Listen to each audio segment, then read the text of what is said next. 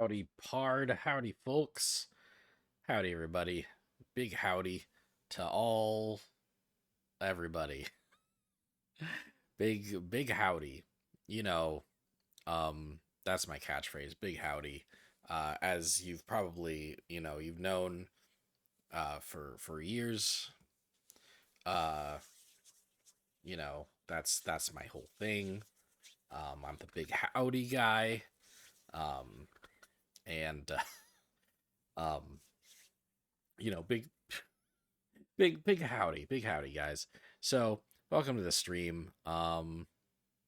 Yeah. So, I guess this has and hasn't been kind of a slow week, video game wise. Nothing really came out that I wanted to play this week. Some Game Boy, Nintendo Switch Online games did drop. I think it's funny because on Monday I was like, I have a feeling that we're going to get some NSO games on Tuesday. And we did, but none of them are games that I want to play. It's like Alleyway Baseball in the original Super Mario Land, and then Japan got for the Frog the Bell Tolls, which I would play if I could play it in English, but um, I cannot. I cannot play it in English. So, however, couple interesting things happened. There were some multiverses announcements; those are always fun. Um, and more notably, Summer Game Fest revealed round one of their partner list for the presentation. Um,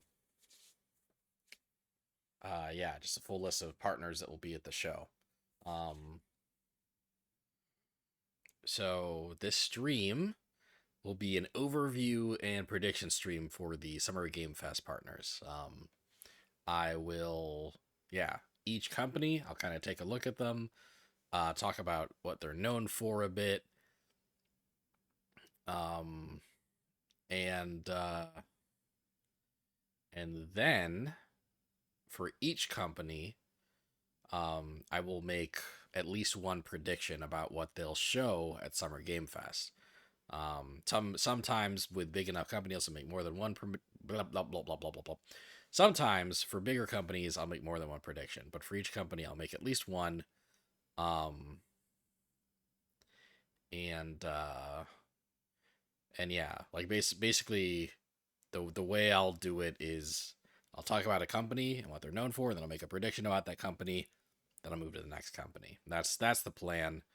Um, yeah, that's the plan. Give me one sec though.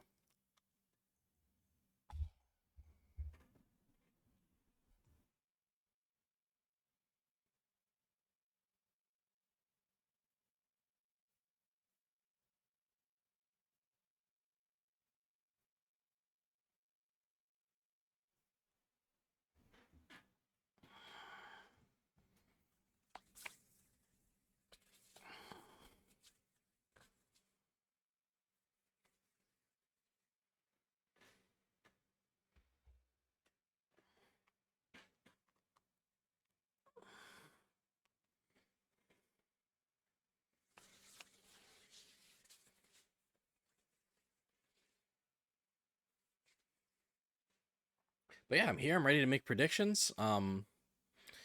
Probably when I've covered all the companies, I'll probably log off. I'll probably stop the stream a little early tonight.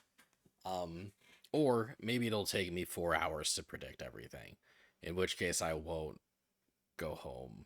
I mean, I'm home, but maybe I won't. Maybe I won't stop early. We'll go until we're done, and whatever time it is whatever time it is. So, yeah, here's a blown up version of the 2024 partner list. Um,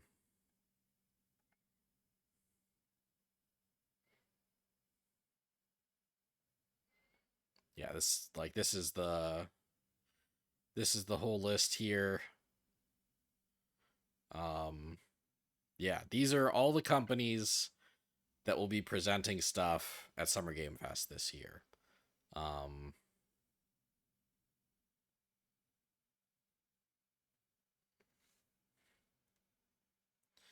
so what we'll be doing is we'll be going company by company. That's what we'll be doing. Um, yeah, there's and I guess when we get to them alphabetically, because as you can tell, this is an alphabetical list. When we get to them alphabetically, if I remember, we'll kind of talk about why is that company missing? Will they be in round two? And that kind of thing. And really, there's a lot of companies present. There's going to be a lot of companies at Summer Game Fest this year. Uh, I'd say that there's only like a couple of notable absences to me.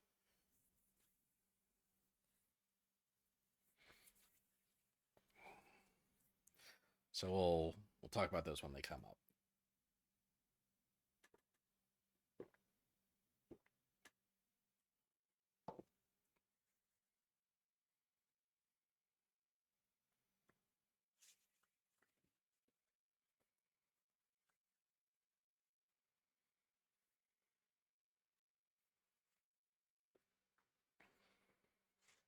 Okay. Okie dokie. Let's begin. My trusty red circle. We'll start with 2K games. Um,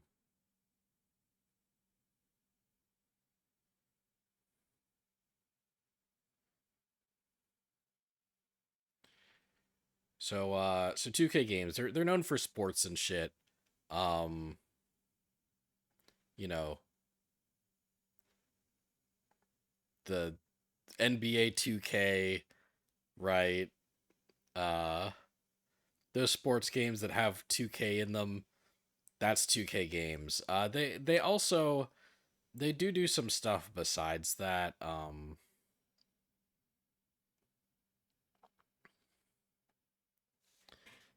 Like they've published BioShock,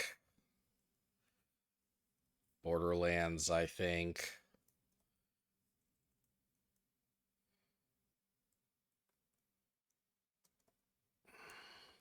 Lots of kind of like high budget like actiony games.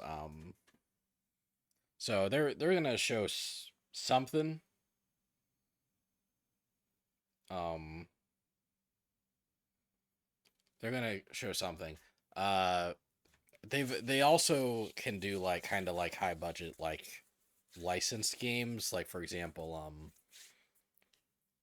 they own Firaxis Games, and Firaxis did Midnight Suns, right? They did Marvel Midnight Suns, which is really good, and nobody played it, and I'm still sad about that. Uh, so honestly, it's kind of hard.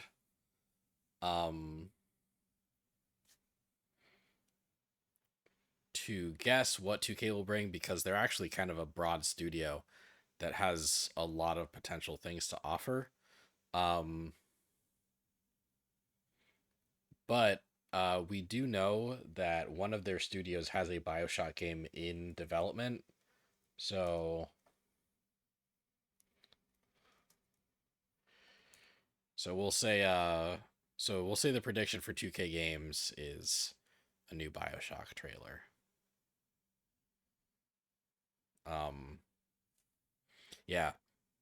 A lot of 2K games are uh is stuff I don't have a lot of interest in. Like how what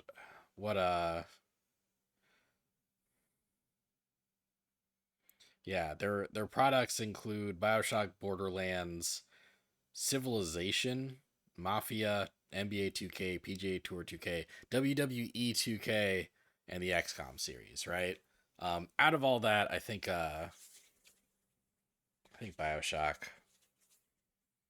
BioShock sounds about right. But yeah, like 2K Games is one of those studios. It's funny that we're starting with them because one of those studios that I don't really keep tabs on very well. So honestly, I feel like what they will show will be something that surprises me, or a new Bioshock trailer. I guess we'll see. Um, all right, let's move.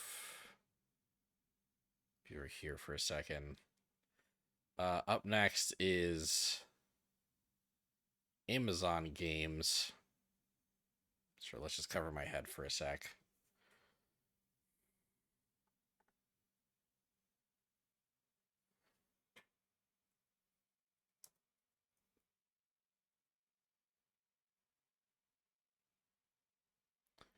And they're known for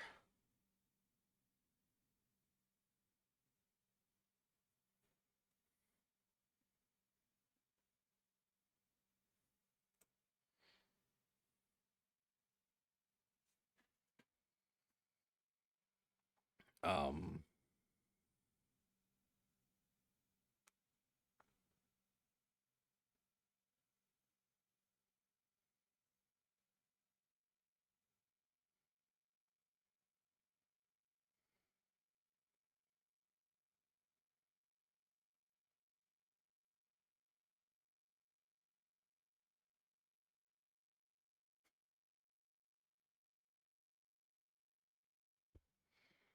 right. Kind of double checking. It's like what has Amazon Games been known for? Um and I guess the answer there is mostly bad games. Um like, Amazon Games was founded because they were starting the Amazon Fire up, right? They were like, "Oh yeah, like we're releasing tablets and TVs that will have like full video game functionality, and we're going to release like AAA games uh that you will love." And we've bought some studios that have made good games, and they're going to make games for us.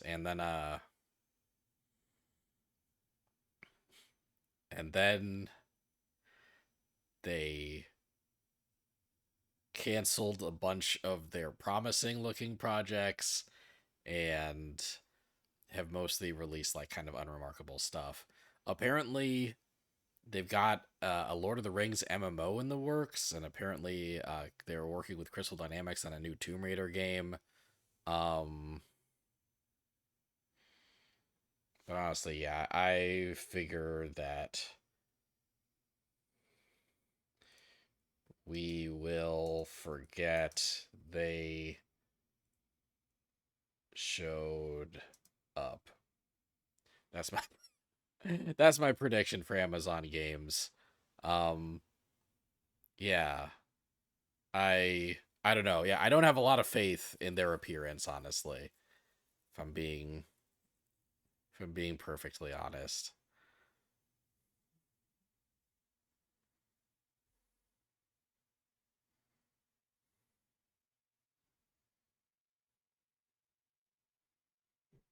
So let's move on to the next one. Amazing CSUN Games. I'm gonna have to remind myself what Amazing CSUN Games' deal is. I think I think Amazing CSUN Games is one of those companies that I didn't really know existed uh until I saw this image.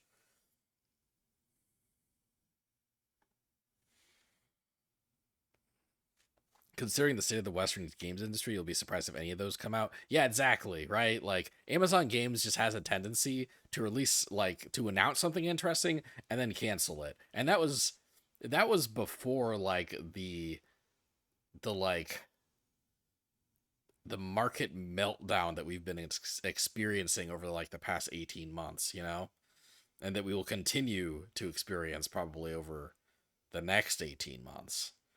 Um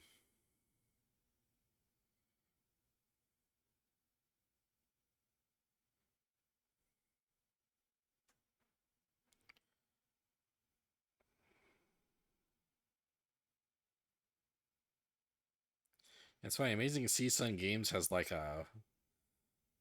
a launcher that apparently has.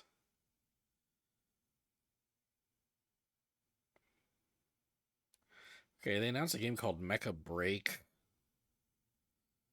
Um,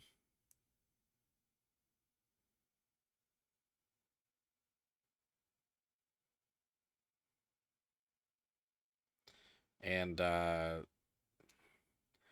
late last year they released a sci-fi RPG shooter called Snowbreak Containment Zone.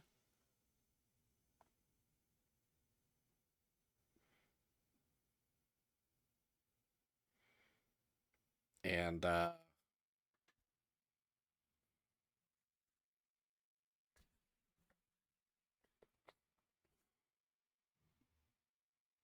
yeah, that doesn't sound like much.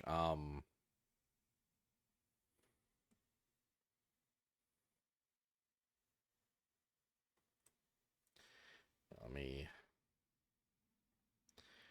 Okay. Amazing Sea Sun Games. Known for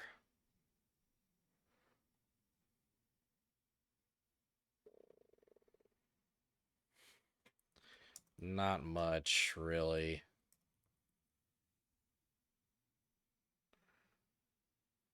Um,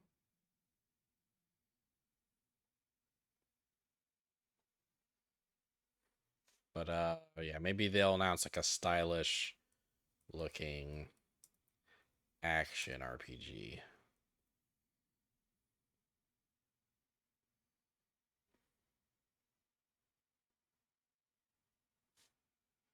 Yeah, I yeah, these guys are pretty unknown. It's funny. I feel like a lot of these early ones, a lot of these A's alphabetically are gonna be kind of boring predictions, but we'll things will get interesting. There are interesting companies here.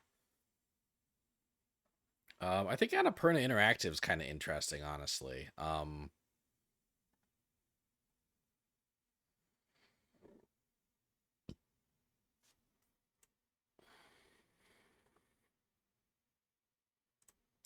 That doesn't mean that I'm gonna have a great prediction lined up, but I do think Annapurna Interactive is kind of cool.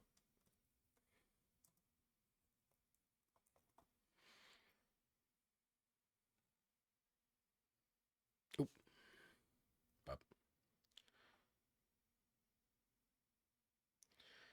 They are known for like basically like kind of like story games. Like the Annapurna Interactive has a lot of really interesting narrative experiences basically, right? Um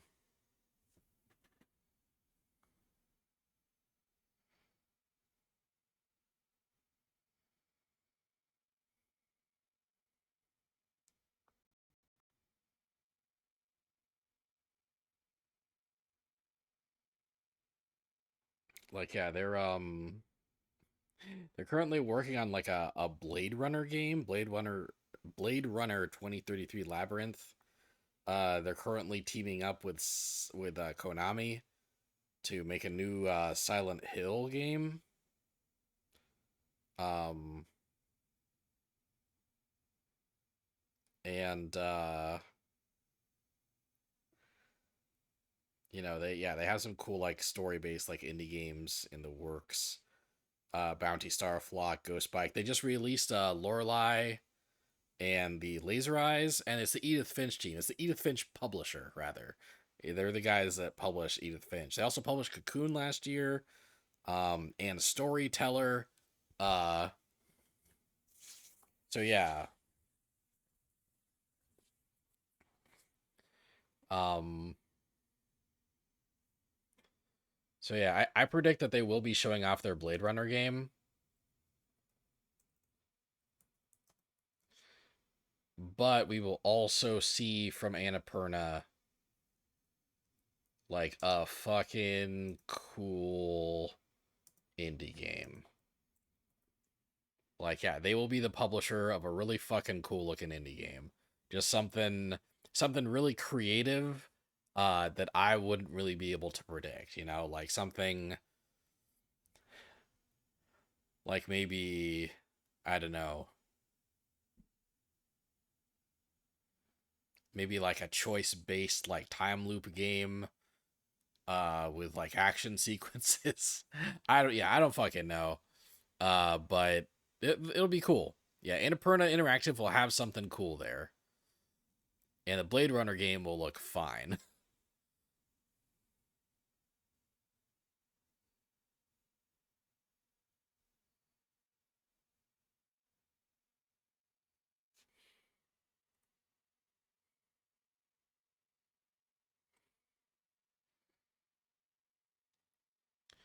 Okay, up next. Uh Next is Arc Games.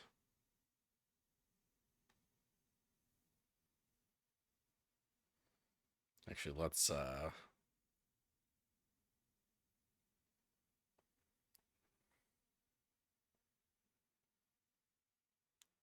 do that. Oh no, is my red circle gonna be visible once I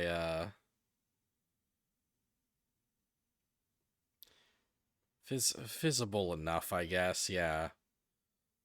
Visible enough. But anyway, yeah, Arc Games. That's gonna be another one where I'm gonna have to go, who the fuck is Arc Games again?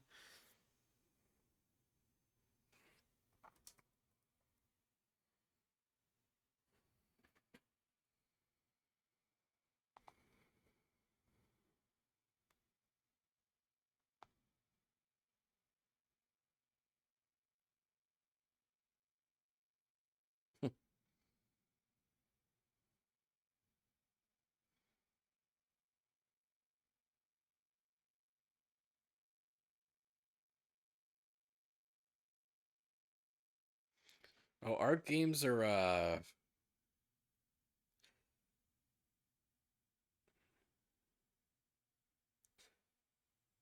Arc Games are basically like an indie publisher. They publish Torchlight 2 and 3. Um they publish Hyperlight Breaker, or they're publishing Hyperlight Breaker. I don't think it's out yet. No, it's not. Um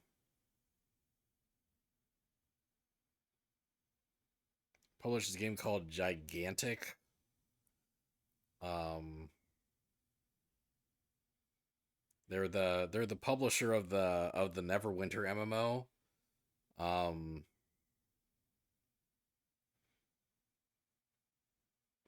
yeah. They like their whole thing seems to be publishing MMOs and indie games. And they're owned by Embracer Group right now.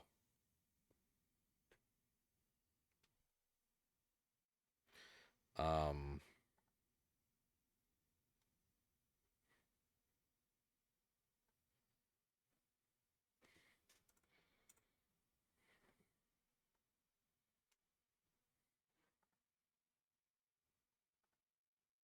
so let's see, known for MMOs and indie games.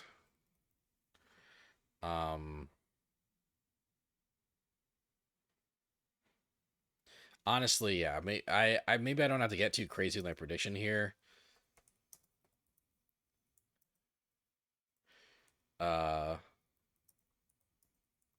yeah, just a Hyperlight Breaker release date trailer, and maybe it'll be coming out within the month. You know, maybe that game's gonna come out like really soon. That's my guess there. That's my guess there. I don't think we're gonna be.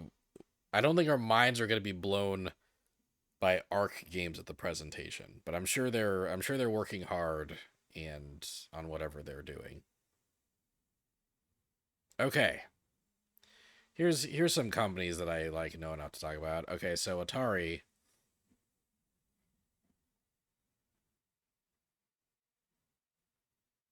Owned by Embracer. Uh-oh. Yeah, that's actually part of why like I'm tempering my expectations cuz things have not been going well for Embracer lately. In fact, like pretty soon they're not even going to be called Embracer anymore. They've split into three other companies to like dodge like debt basically. So Atari is known for the Atari. Um Also, as of recently, they are the owners of Digital Eclipse. And Digital Eclipse is a developer that is kind of well known for well made ports and remasters of games. Specifically, Digital Eclipse recently put out Making of Karateka and the Atari 50 collection, basically like uh those like collections of like retro games that are also kind of like interactive catalogs that you can kind of like go through the history of the company and the games that were made. um yeah, Digital Eclipse has kind of been um has kind of been doing that lately. They've released like they call that when they do that they call it what do they call it again? Right, they call it the Gold Master series.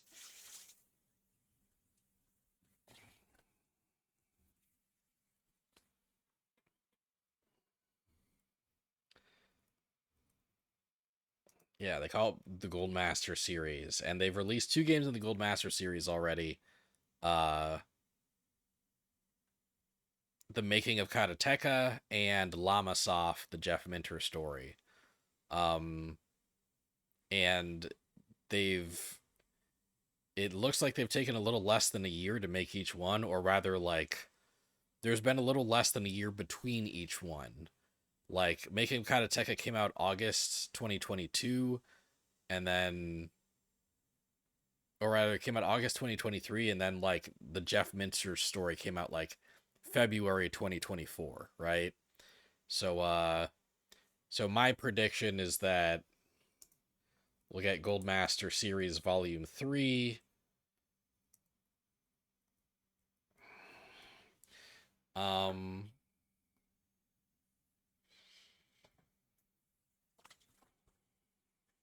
and like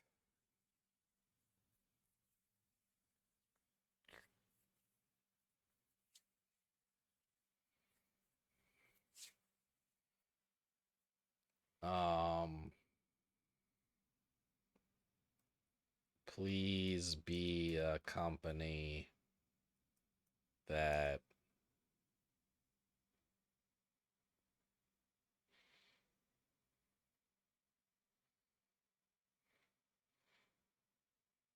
well, this is too big.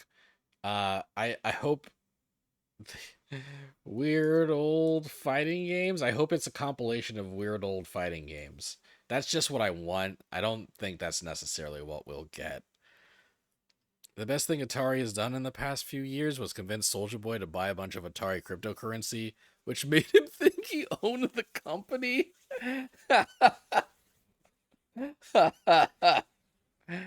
Oh man. I didn't like it's funny how Soldier Boy will like pop up uh like once every 3 or 4 years and just do something insane. Anyway,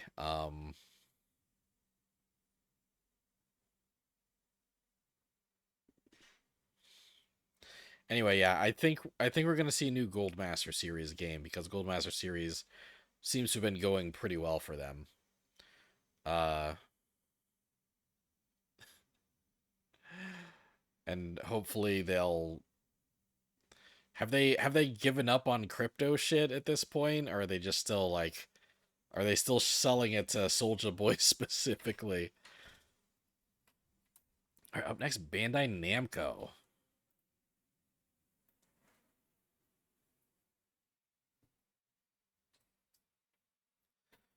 Bandai Namco's up next. And obviously they're known for a lot. So let's stick to what's currently relevant, I guess. They're known for Tekken. They're known for anime games. Like they're the ones that put out the new Sandland game that just came out. My fiance's home. Uh and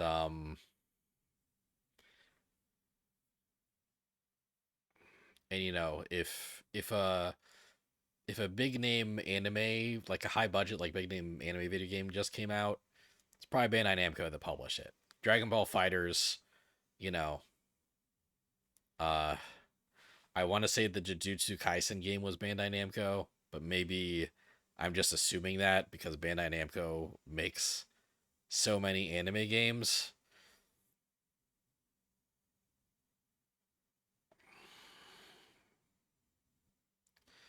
Um,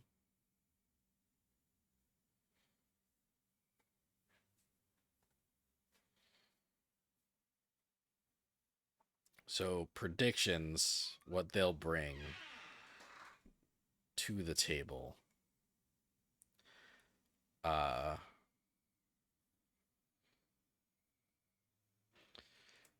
probably, um, probably a Lydia Shadow Drop in Tekken.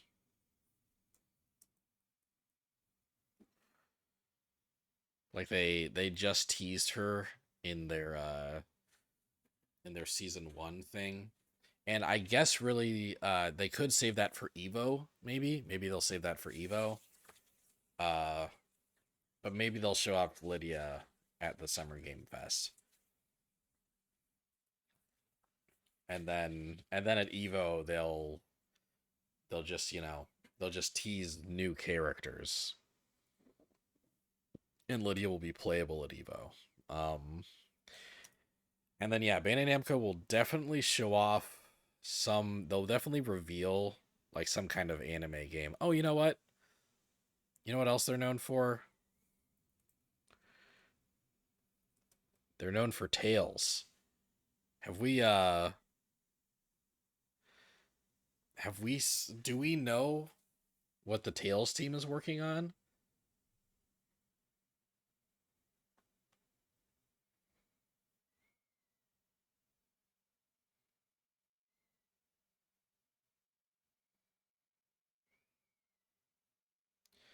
Oh, we don't. We don't know what the Tales team is working on.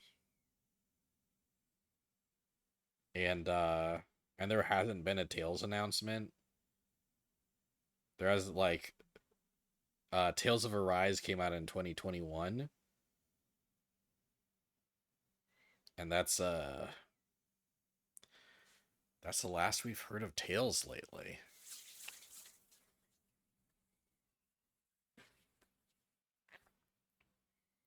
So yeah, I'll say new Tales game reveal.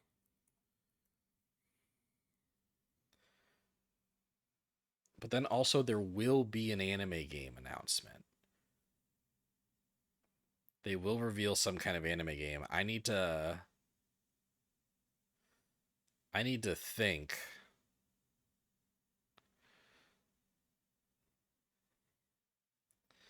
I need to think what anime.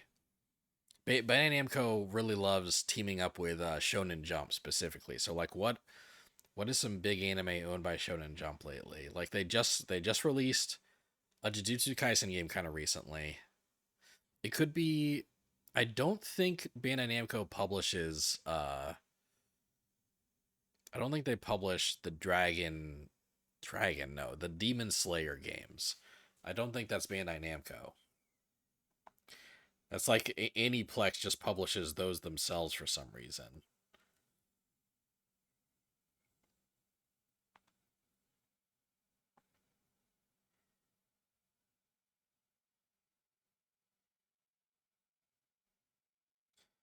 Um,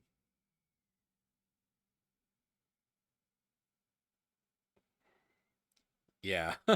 Oh, that's funny. Sega published that worldwide. Hmm. Let me think.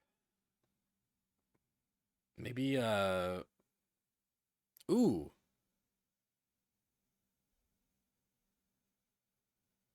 What if it's just like a new Jump crossover game, like a new follow-up to Jump Force?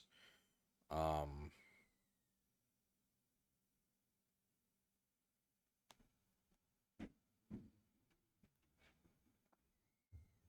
like Jump Force came out in 2019 uh to celebrate the magazine's 50th anniversary.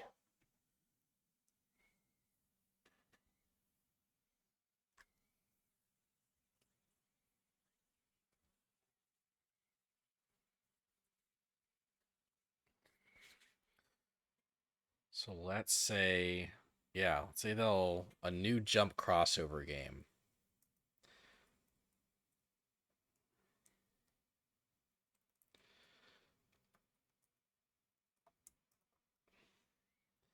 But I could also see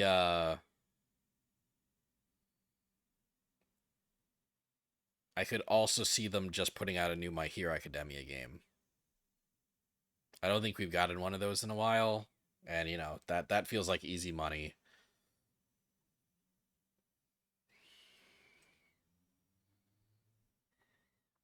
So yeah, those are my Bandai Namco predictions.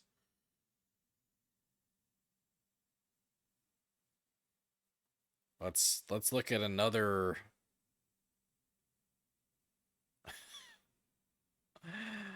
Let's look at another fucking studio I'm not really aware of. Blumhouse Games. I know that I looked these guys up, and I've already forgotten what they do.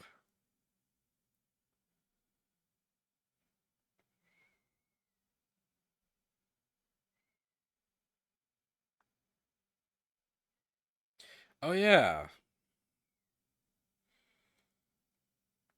yeah. They're a division of Blumhouse Productions that publishes original. That's going to be publishing original horror games.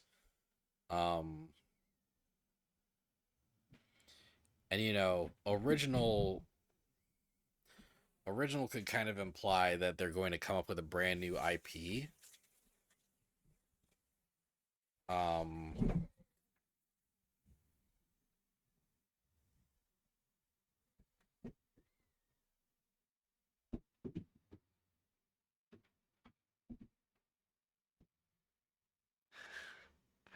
I see that my upstairs neighbors are getting picked up by the mic. Some new people just moved in recently. Um, and I'm hoping that you know they're they just moved in very recently. I'm sure they're settling in, yada yada. I hope they're like chill. Like by the time I get back from Combo Breaker, they have not been chill lately.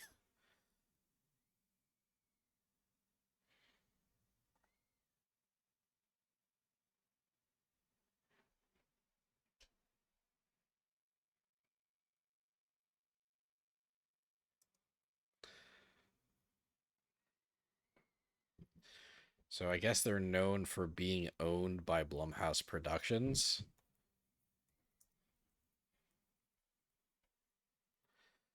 Um, yeah, they'll reveal some kind of horror game. They'll reveal their first game. They haven't made any games yet, so they'll probably reveal their first game. Uh, I just saw the Blumhouse owns the Paranormal Activity franchise. So for funsies, I'm going to predict a Paranormal Activity game. I don't know if that'd be a good idea, but I feel like that'd be the kind of thing that a game studio that owns the IP would want to make, you know? So yeah, Paranormal Activity game, which I am kind of intrigued by. All right. All right, we're almost done with the first row.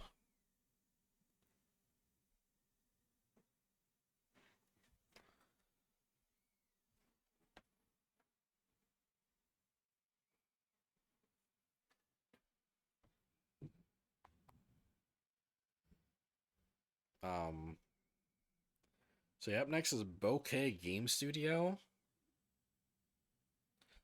Um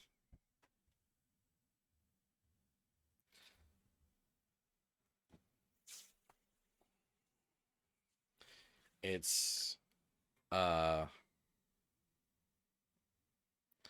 Bokeh Game Studio is owned by the guy that created Silent Hill.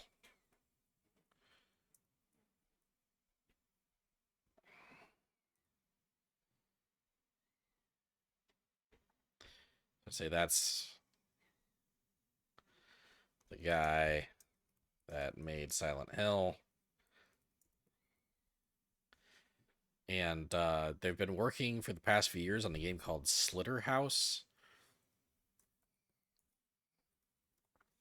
So I guess we'll see more Slitterhouse. I don't know if we've seen any Slitterhouse gameplay yet, but if we haven't seen it yet, maybe we'll see it at Summer Game Fest.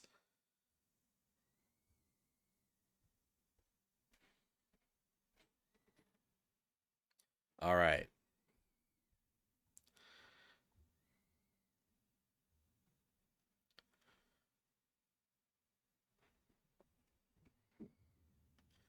Um,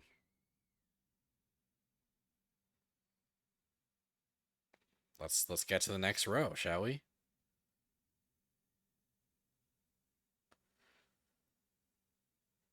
Cool. Ooh, yeah, next row is gonna start interesting.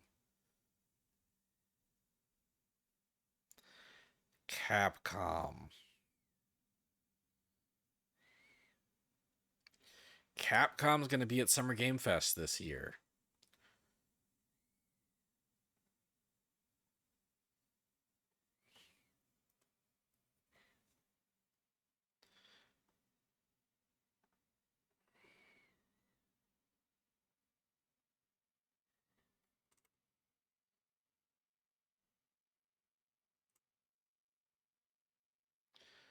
So Capcom.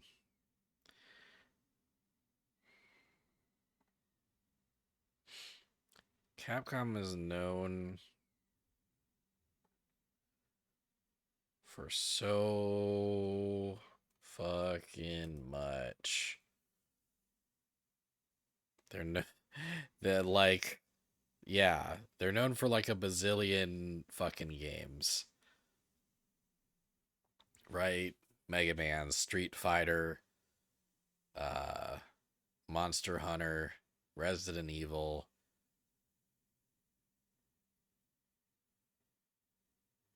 Ace Attorney, Dino Crisis, right? Just God Hand 2 in the RE engine, can't wait. I don't think that's quite my prediction. So I think Capcom will be here in multiple facets, multiple capacities, right? We will see multiple Capcom things. One thing I don't think we'll see is more Street Fighter stuff. Maybe like at most we'll get like a new Street Fighter collab, you know? They'll be like, "Oh, Street Fighter is teaming up with um Astro Boy." I don't know. They'll team up with something weird, man. They did Spy Family recently. Um did Teenage Mutant Ninja Turtles before that. So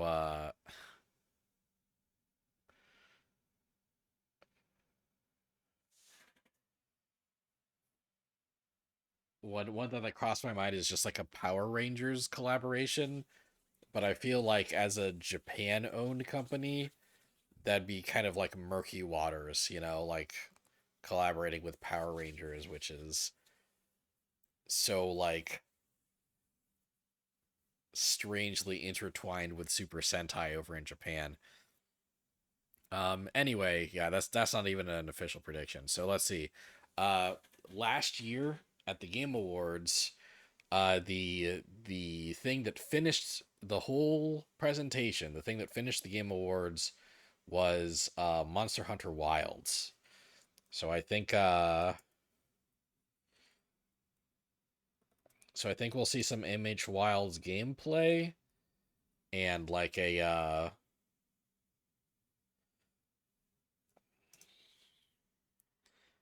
like some kind of like a release window, right?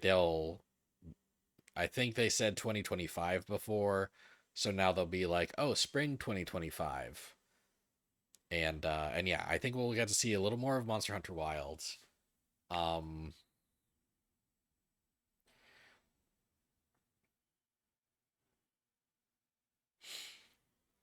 uh a highly anticipated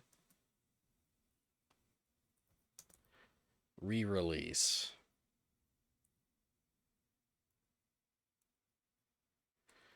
Um and what is what would a highly anticipated re-release consist of? Something like Ace Attorney Investigations, like 1 and 2. Oh, my face is getting covered up again. Um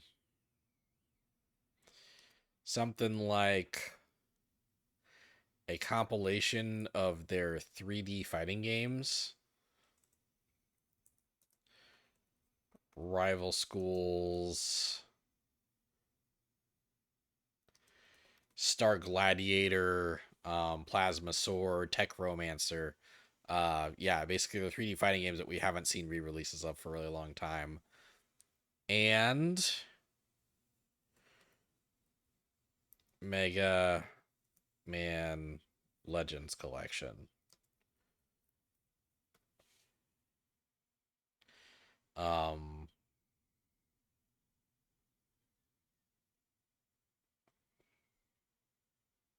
yeah, I don't think we'll get all of those, but I think we could get one of those as like a surprise announcement, right?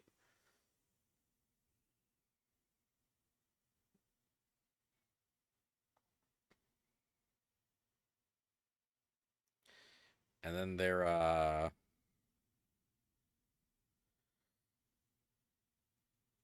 but that'll be kind of like treated like a smaller announcement. I think they'll also have like one more big announcement, and I will say a Dino Crisis remake or remaster. Maybe it'll just be a remaster of Dino Crisis, but I think they'll be like Dino Crisis is back just because Dino Crisis killed it during their poll this year. Oh, um one more thing actually.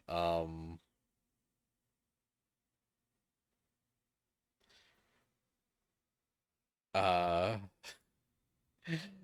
the annual Pragmata check-in. Uh like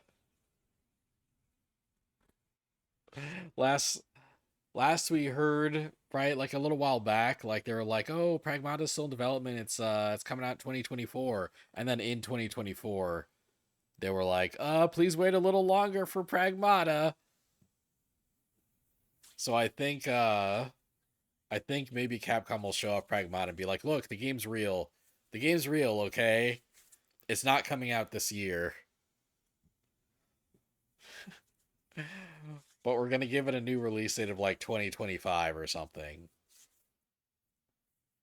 Yeah, I think maybe we'll get Pragmata gameplay, or maybe we'll get nothing. But like, God, that game's been in development forever.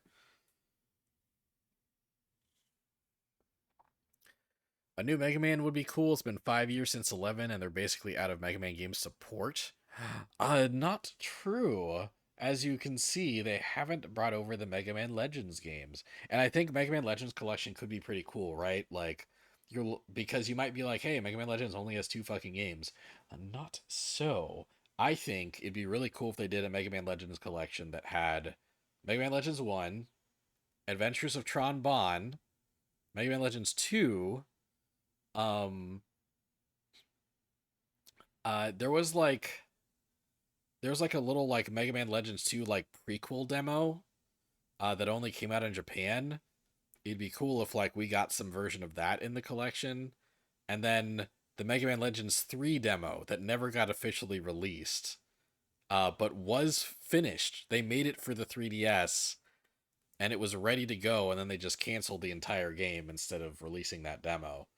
Uh like they could put the Mega Man Legends 3 like prologue demo in the Mega Man Legends collection and then sell it for $60, and I'd buy it. I'd fucking buy it, man. You'd love a Dino Crisis to come out where it's good and they don't inexplicably go to space like they do in Dino Crisis 3. What if the whole game is in space?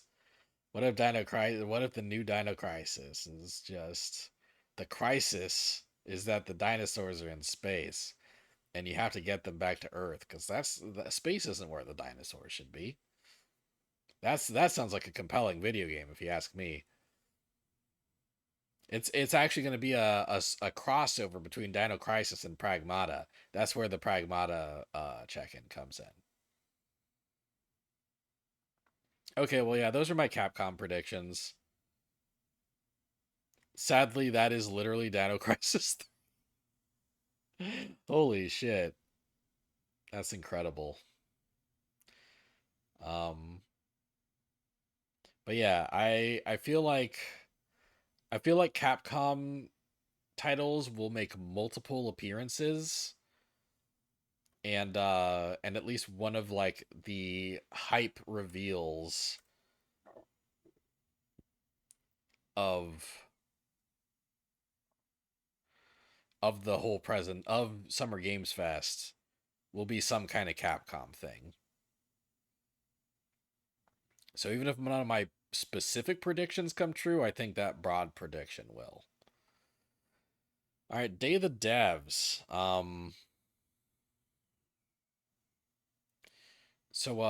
Yeah, Day of the Devs.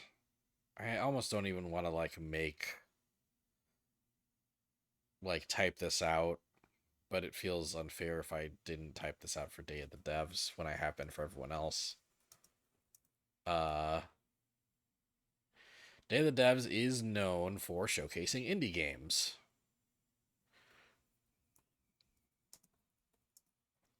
And I predict that they will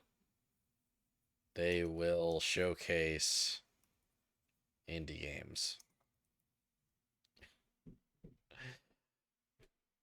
Surprise. Yeah. Yeah, Day of the Devs usually does they usually do kind of these presentations where they show off a bunch of lesser known but creative and exciting upcoming indie games. So yeah, I think they haven't announced like a full ass Day of the Devs presentation for Summer Games Fest. But if they don't do that, then um I think like throughout Summer Game Fest there'll be multiple like Day of the Devs presents, and then they'll show a cool indie game. Um, Day of the Devs, the kind of indie games that Day of the Devs shows off are always um, like they tend to be at least somewhat artistic. You know, they tend to be um, uh, they tend to be kind of higher brow or like really innovative or or like something that pushes the industry in some way. So yeah, I think they'll show something cool, whether it's during the actual Summer Game Fest presentation or whether it's like connected to the Game Fest presentation somehow. Right, up next is Deep Silver, and I know who Deep Silver is. I am gonna have to kind of refresh my memory on who they are. Is Deep Silver the Saints Row team?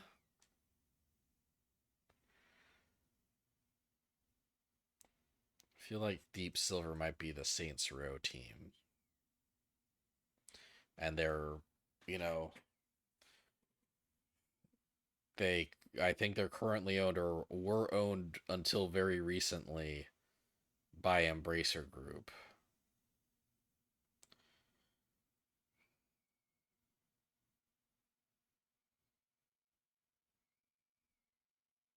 Now, Deep Silver is owned by PlayOn, which, which yes, is used to be Koch Media or Coke Media, which was acquired by Embracer Group a while back. So yes, Deep Silver is a subsidiary of a subsidiary of Embracer Group. And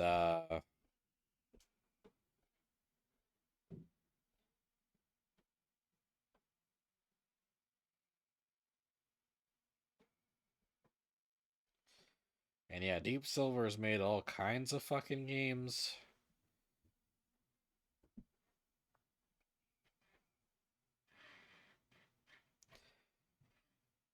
Some indie stuff.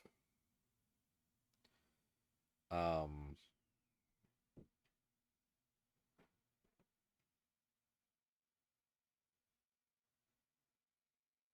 I haven't scrolled through this a lot actually.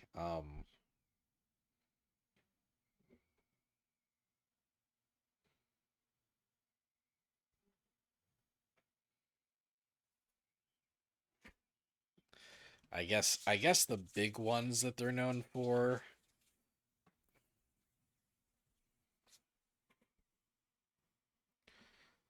are Saints Row,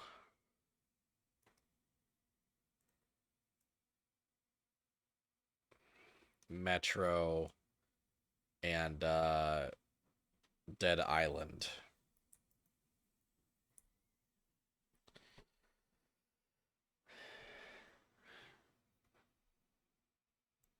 Um and I don't know. I guess I predict that they'll just reveal some kind of new Rudy Tooty Shooty game. Just something with guns that will be enjoyed by people that like games with guns.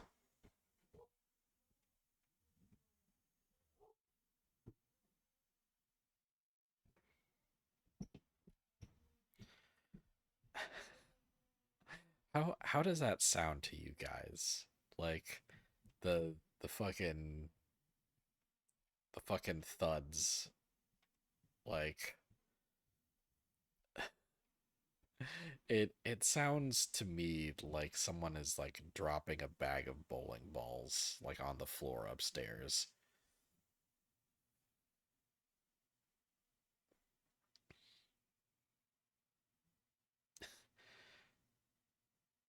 A bag of bowling balls dropped by Shrek, who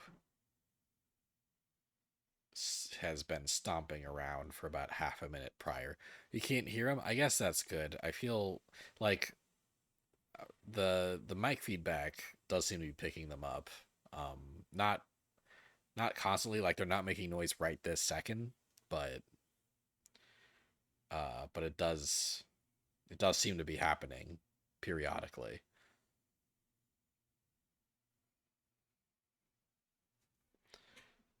Anyway, yeah, that's Deep Silver.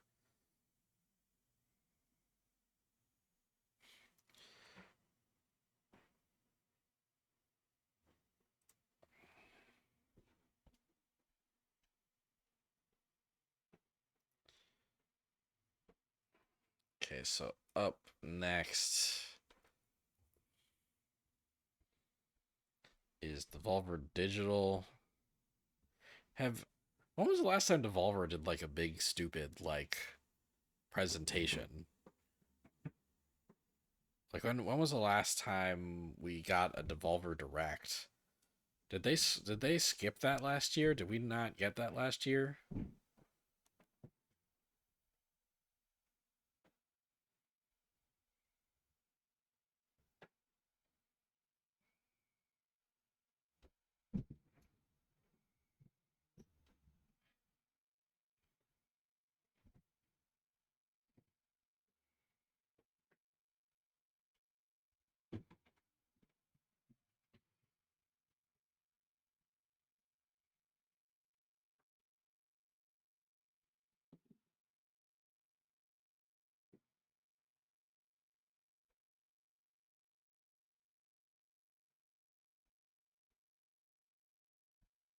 They did do a Devolver Direct last year. It was their Return of Volvi Direct. So like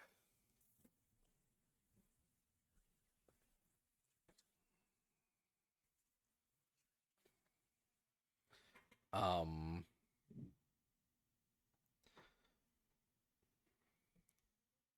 so Devolver Digital is known for kind of their bold and charismatic indie games. Um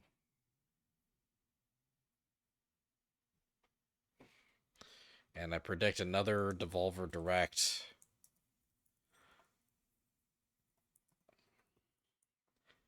uh which will be 15 minutes of edgy jokes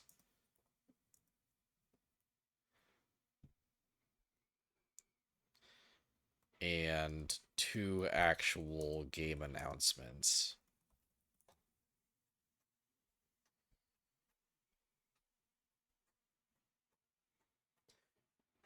Their Devolver Direct last year was actually kind of funny though. Like it was actually kind of funny, and there were some decent games covered in that. Like I believe the Devolver Direct last year was how I found out about the Cosmic Wheel Sisterhood, which ruled. Cosmic Wheel Sisterhood fucking ruled. It was awesome.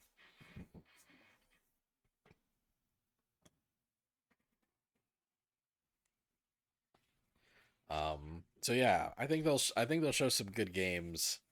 Um, but like those games will almost take a back seat to their to the Devolver Direct. They'll put a weird amount of work into producing.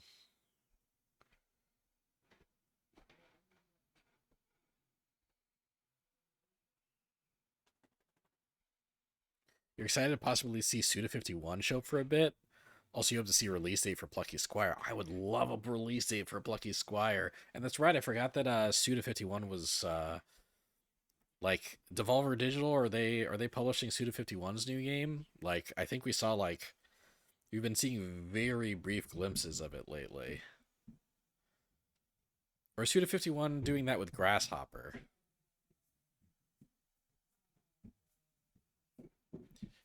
Suda51 does like to collaborate with Devolver though.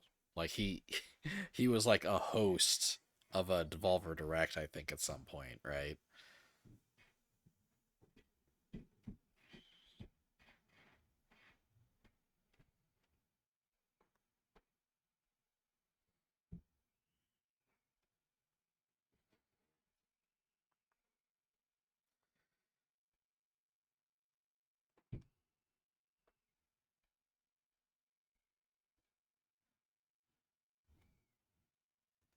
I really want Plucky Square to come out though. That'd be really nice.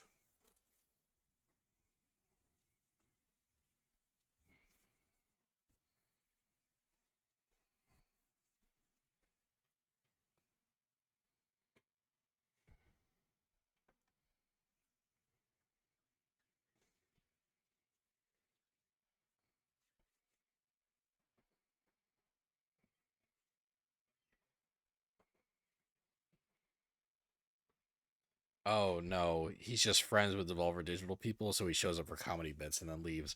I see. So you really just want him to make an appearance, not necessarily for him to show off a game.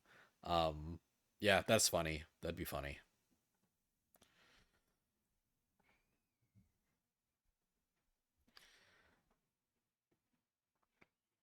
Okay.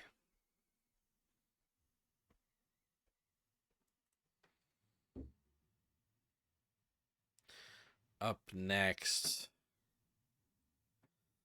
is Discord. I'm not gonna type this out. Discord is just gonna do like an ad. Maybe they'll give away free Discord Nitro during the presentation. They're just gonna do ads. We're not gonna see like a new video game announcement from Discord. Similarly, Dolby. I'm sure that Dolby is one of their ad partners, and they'll be selling Dolby ad stuff. Okay, Electronic Arts.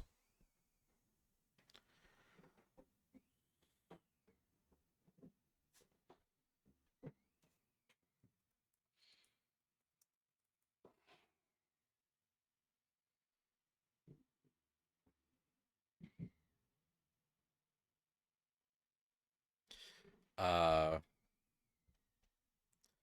they are also known for lots of properties,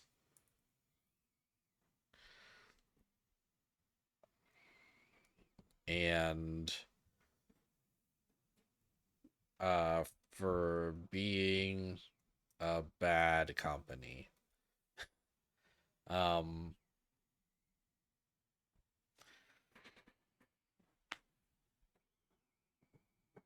what have they been up to lately, though? Honestly, I haven't done a lot of keeping tabs on Electronic Arts just because,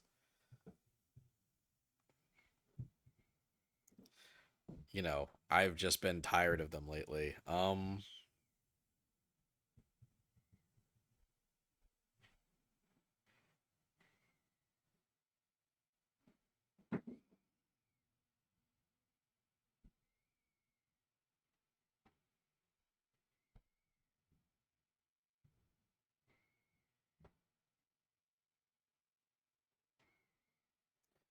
But God, they really could show off so much.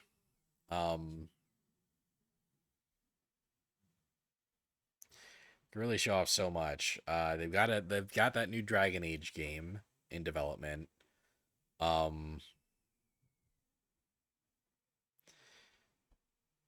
they got that Star Wars game by Respawn. I forget, did that get canceled?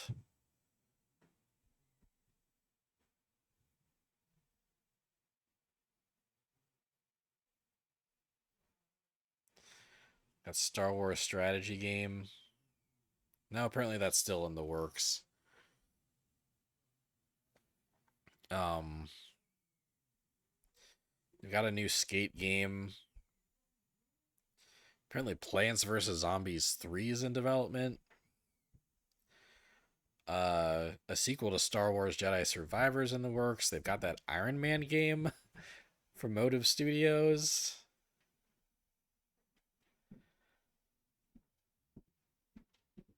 which got announced like a year and a half ago. They've got a new Sims project in the works. That untitled Mass Effect game, untitled Battlefield game. Um,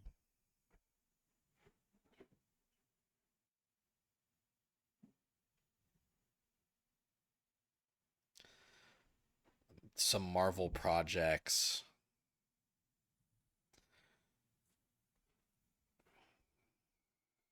Um,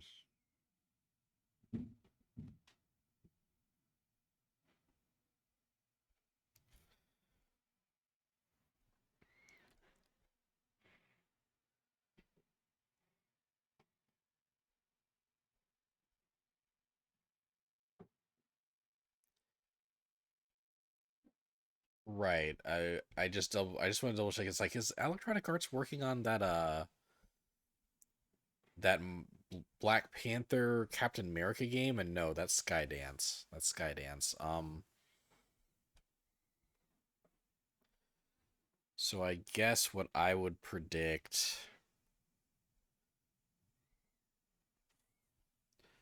Um,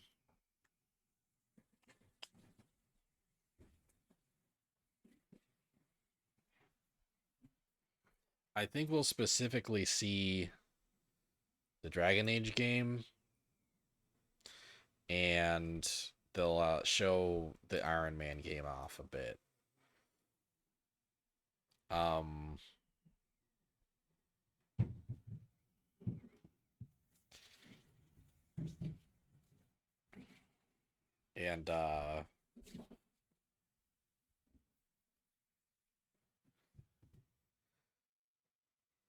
and title will reveal new license.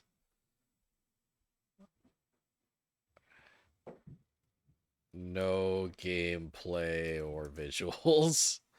Like, they'll be like, "Oh yeah, we're making a new Captain Marvel game or something," But they'll basically just like it'll basically just be like a title reveal, without any gameplay or anything. Electronic Arts loves doing that at least once per Summer Game Fest, it feels like.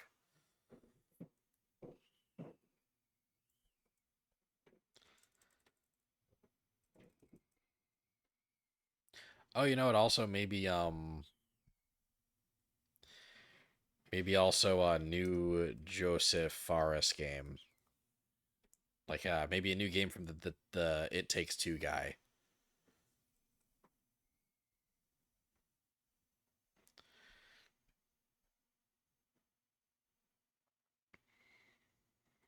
Okay, that's row two.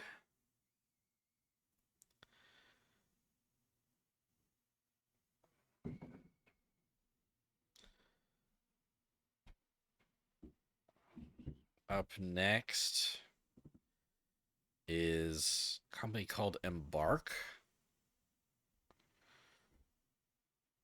And these are another group that I've kind of forgotten what their deal is.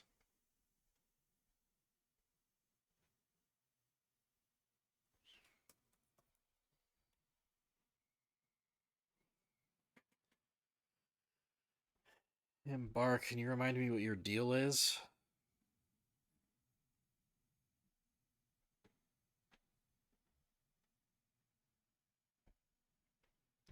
Oh right,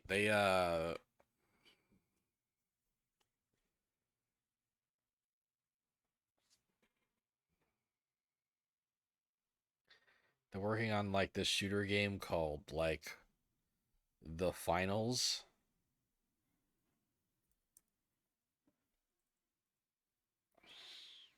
And I'm guessing we'll just see more of The Finals.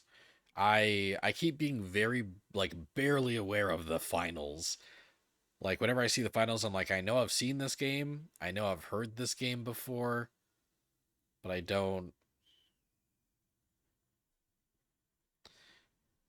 I I don't. Okay, so Epic Games is gonna do Fortnite shit. I'm not even gonna bother typing it out. Epic Games is gonna do Fortnite shit. Focus Entertainment.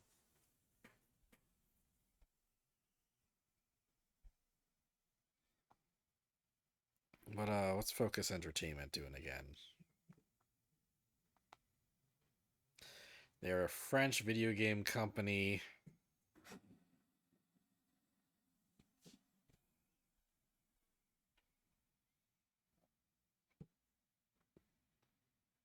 That have multiple studios, including Deck 13.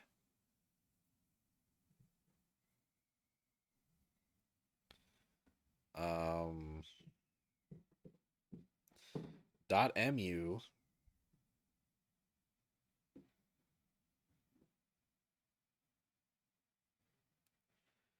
Um,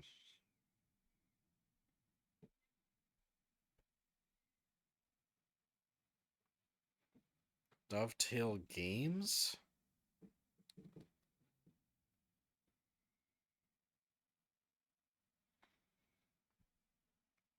What do they put out lately? Oh yeah, that's right. They do a lot of like Warhammer games. Like Warhammer 40K Space Marine 2. Expeditions, a Mud Runner game. Banishers, Ghosts of New Eden. From Don't Nod. Yeah, they do a lot of Warhammer stuff. They did a Plague Tale Requiem. Yeah, like kind of like they kind of do a lot of games that like that feel like they should be made by indie studios, but then Focus Entertainment gives them a high budget, you know? Um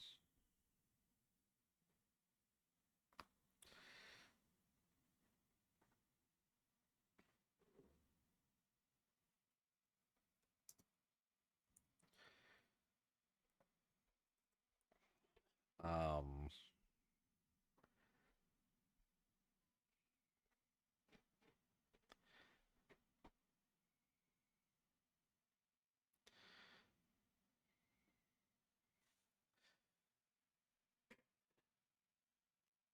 um I guess interesting double A titles is what they're known for. And my prediction is that um they'll have some kind of licensed game announcement. Um that looks kind of cool.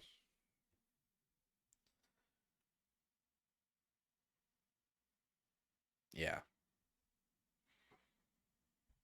Yep, okay. That's what I think for Focus Entertainment.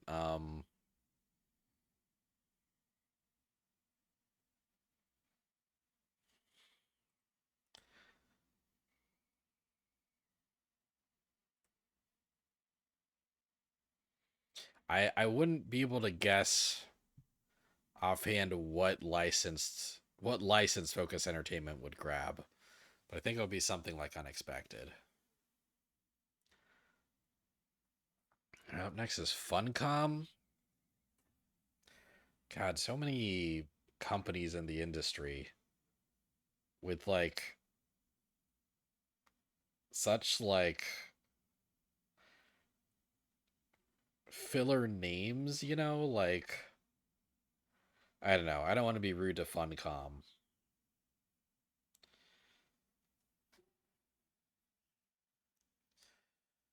Um Funcom does a lot of Oh, Funcom's currently working on a Dune MMO. Like they're known lately for making lots of MMOs.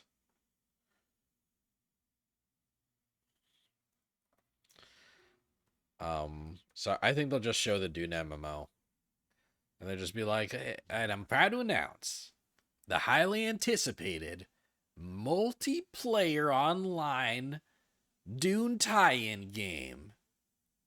Let's take a look. You know, yeah, I think that's just what Keeley's gonna say. And yep. That's all I got for you. They're gonna show the Dune MMO. Keeley's gonna make a big deal out of it. It's gonna look fine. Sorry, I didn't even move the red circle over. But okay, now we're moving it over to Hoyoverse. Now, Hoyoverse, I won't have to look up because Hoyoverse took over my life for about 6 months last year.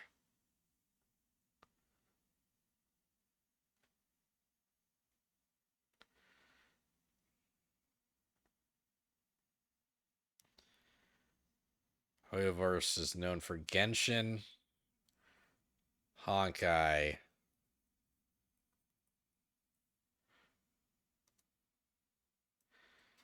and Zenless.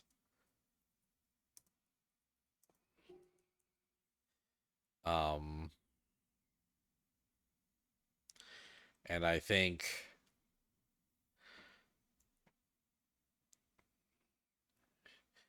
a minimum of two of those properties will be at Summer Game Fest this year. I think they're gonna show off some Honkai stuff. Um, yeah, I think for a Honkai they'll tease like a a fan favorite character becoming playable. My guess is that they will announce that in a fall up, like in one of the next updates for Honkai Star Rail, Screwlum, the gentleman robot, will become playable. Um, and then I think they will show gameplay of Zenless Zone Zero and like announce a release date for it. Um, and I'm gonna be hopeful and say that like they'll announce like a simultaneous PS5 and mobile release for Zenless Zone Zero. I would like that because I don't want to play it on my phone.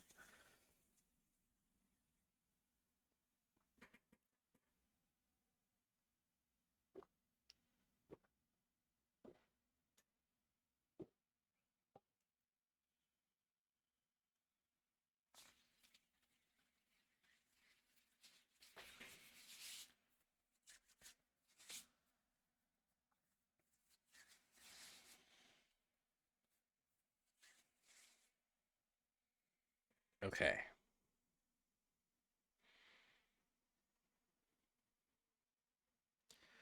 Um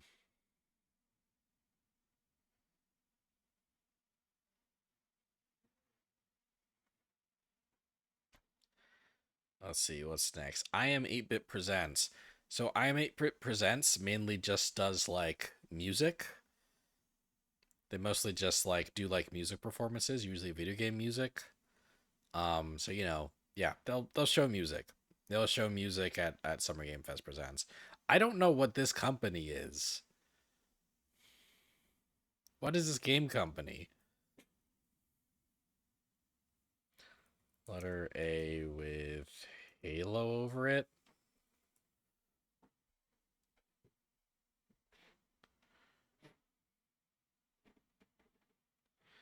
No, it's just showing me a bunch of letter A's with halos.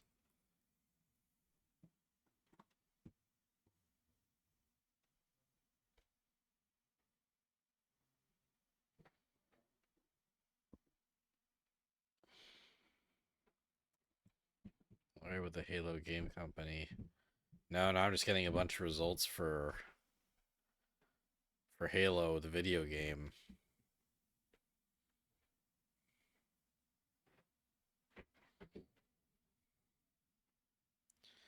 Yeah, what is this?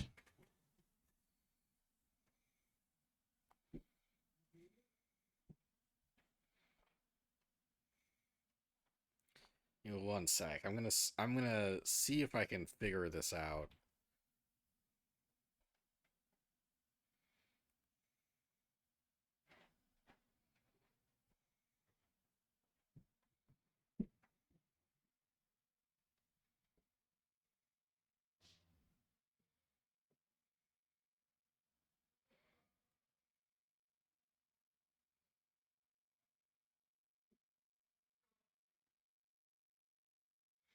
Yeah, I don't think I'm going to have much luck here, but I'm gonna try it before I move on. I don't know what this company is.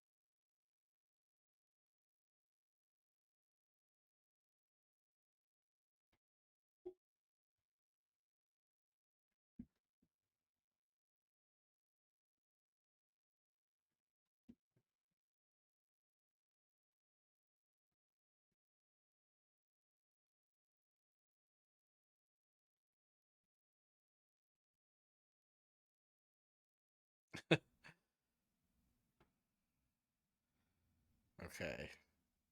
I found someone. Oh, found it. Indie Angels. Who the fuck is Indie Angels?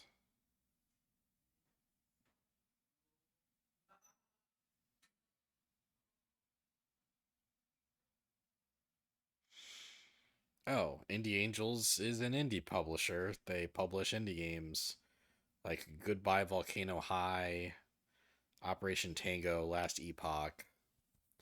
Um,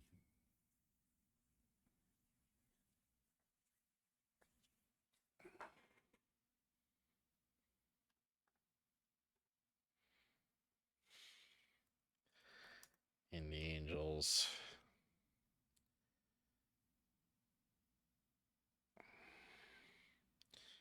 So yeah, they're known for indie games, and I predict that we'll see some indie games. Well, an indie game. We'll see an indie game from Indie Angels. They need a better logo. They need a better logo than what they have right now. Inner Sloth. I believe. Hopefully, I don't get this wrong because I'm pretty sure about this. Um, I'm pretty sure Inner Sloth is the developer of Pal World. So I think they're gonna show like new Pal World content. I also think that at Summer Game Fest, um,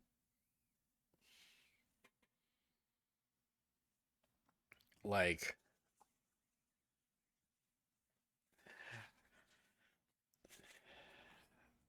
they will say something or reveal something that like makes a lot of people mad. People will get angry. Like I just imagine like Jeff Keighley like interviewing the creator of Power World on stage, and it'd be like, so how do you come up with these monster designs? They're so cool, and not they don't look exactly like uh they don't look like direct rips of real Pokemon designs. And the inner sloth guy will say something, oh well, yes, we have a team of people that type Pokemon names into an AI prompter, and then we have a guy that cleans those designs up so we can't get sued for them. like I think like I think they'll just like let slip that they're doing something unethical, and people will catch on and get upset. And millions of people will still play Power World.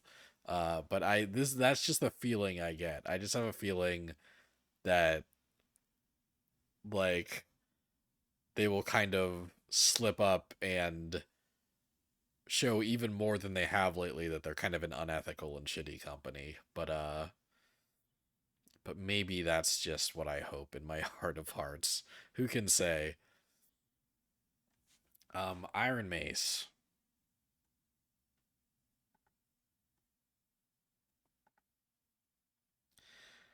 A lot of so there's a lot of names. A lot of names on this list.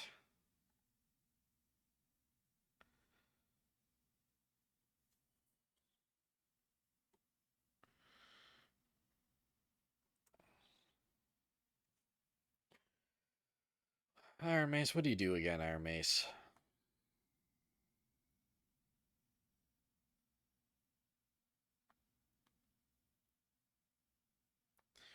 Iron Mace is a merry band of veteran game developers disillusioned by the exploitative and greedy practices we once helped create. We are experts who worked on many of the biggest hits in Korea. We've seen firsthand how corporate game companies sell their soul for the easy payday. We are disappointed to see them doubling down on more and more exploitative practices. becoming more like casinos instead of bringing joy to gamers. This is from their website. Holy shit. We're fighting to win back the hearts of gamers around the world. We believe that by creating games with soul and by respecting our users, we can usher in a renaissance of awesome video games direct from Korea. Um,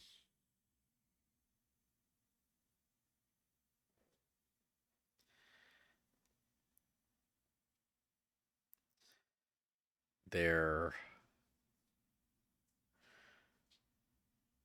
currently kind of doing like a crowd fund of a game called Dark and Darker. Um, which is like they call it a PvPvE game where you dive into a dungeon with other adventurers to get treasure and stuff. Um,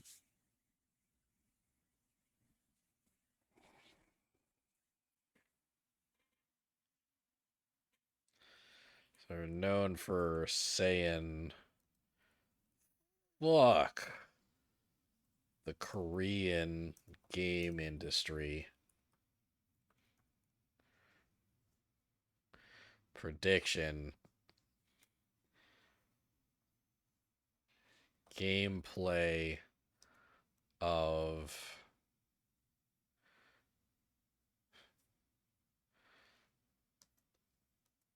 a game that is less impressive than their mission statement."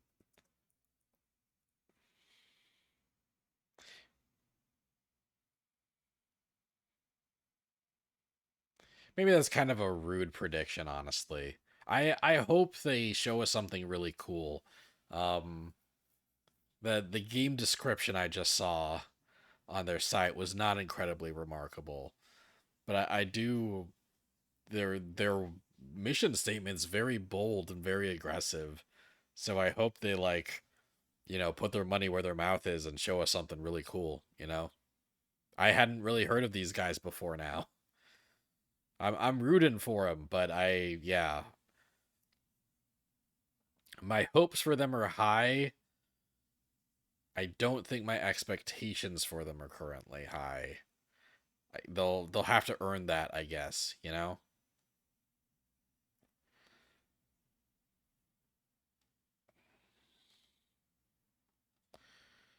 All right, what's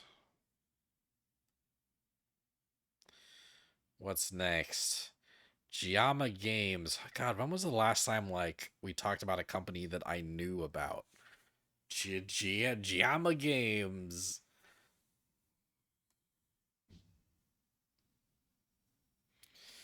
Giamma Games.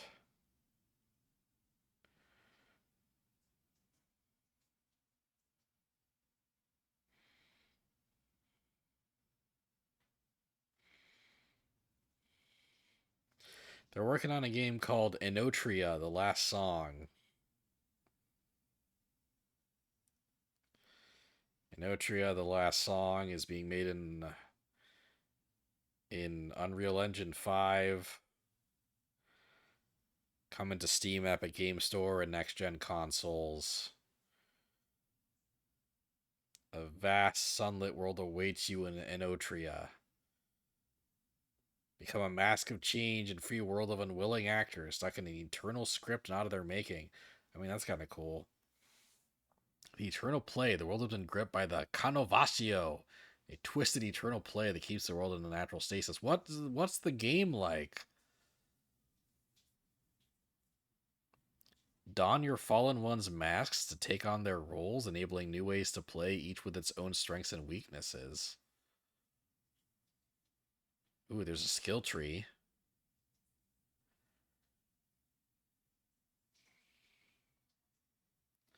Um, it's kind of like a like It's kind of like Dark Souls, but with like Mega Man mechanics. That seems kind of cool.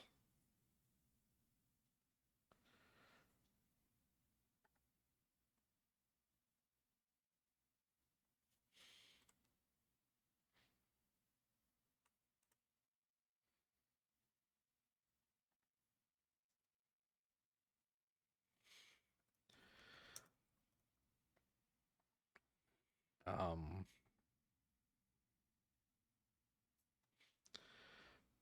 some game, some upcoming game called Inotria.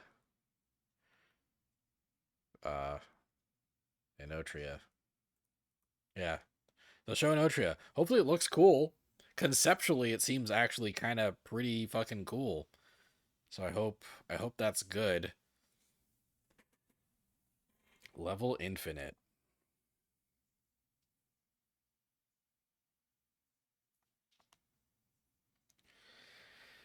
What's Level Infinite?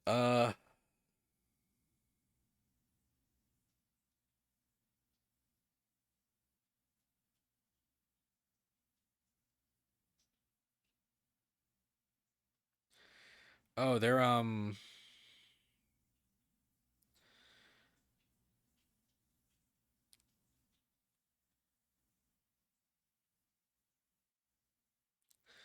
they seem to like what?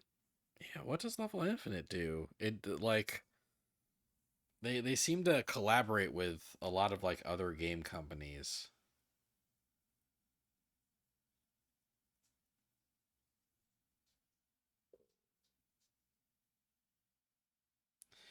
They seem to basically be development support for other games.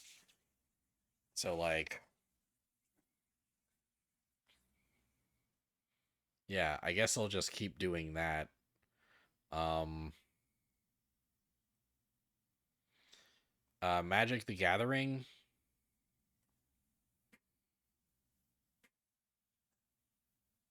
Yeah, I'll do a couple quickies here.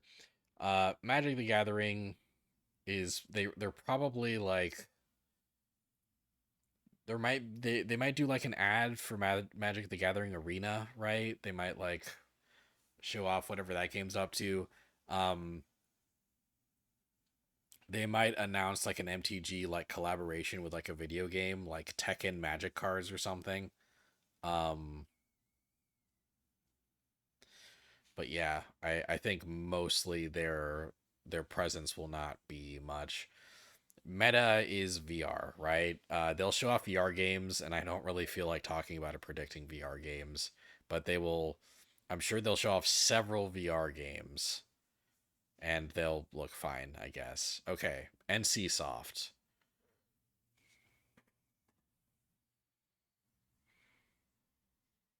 Can't wait for the Pinkertons to show up on stage. That's a good joke, Cactus. That's pretty good.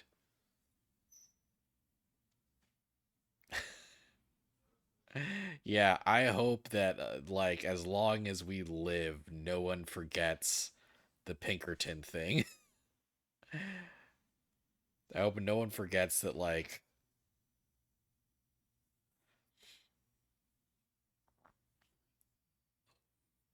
Magic essentially like hired mercenaries to go like shake down a dude that got like,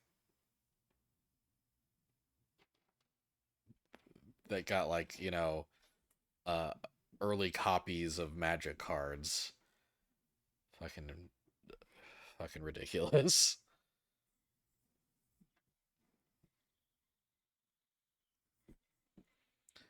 All right, let me refresh my memory on what NC Soft's been up to.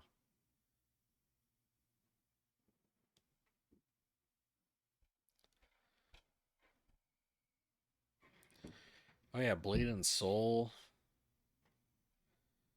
Oh yeah, they worked on they published Fuser. They published Fuser until they shut it down.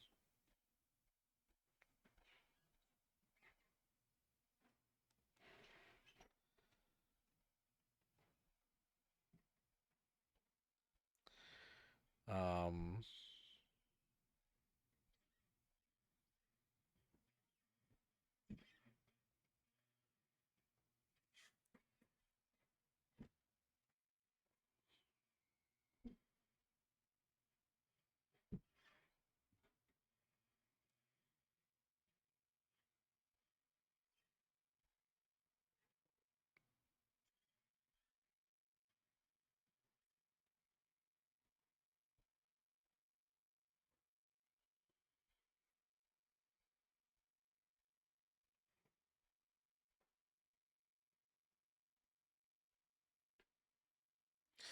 but yeah, NC Soft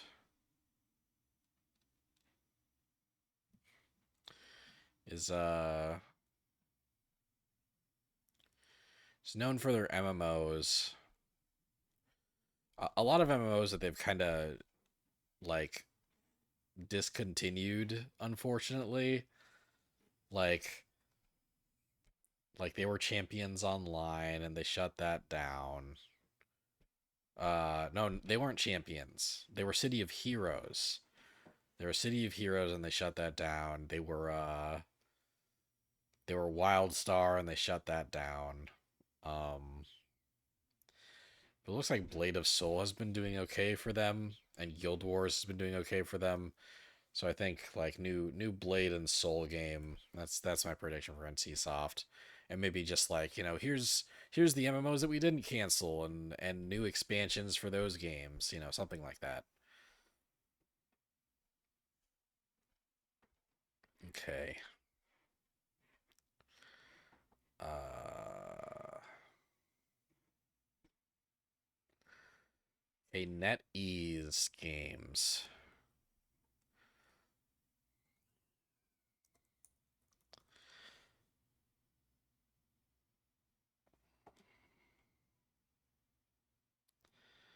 Um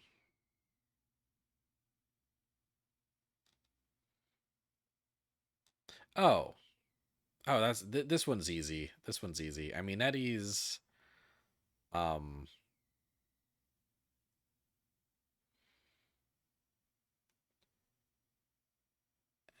NetEase does like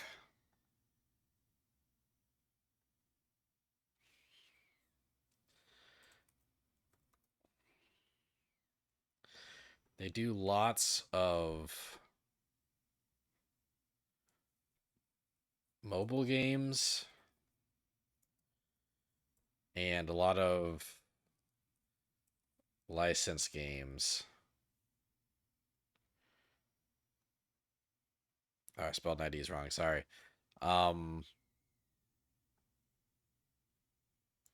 and also a lot of licensed mobile games. Um, yeah, I think they're gonna just show like they recently revealed Marvel Rivals. They've been doing the closed beta for that, so I think they'll just show off more Marvel Rivals. Uh, like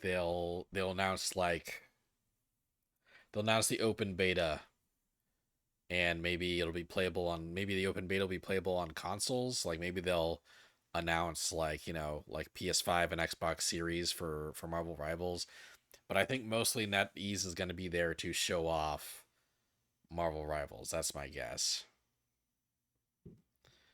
Um, Marvel Rivals looks actually kind of fun, like very much like Overwatch, but you know kind of fun for an Overwatch clone. That's is how it looks.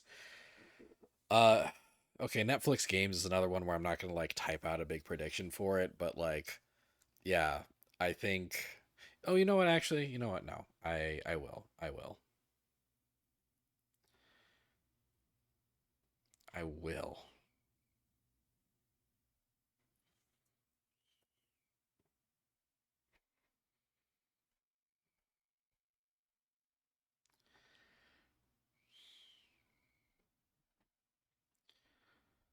Um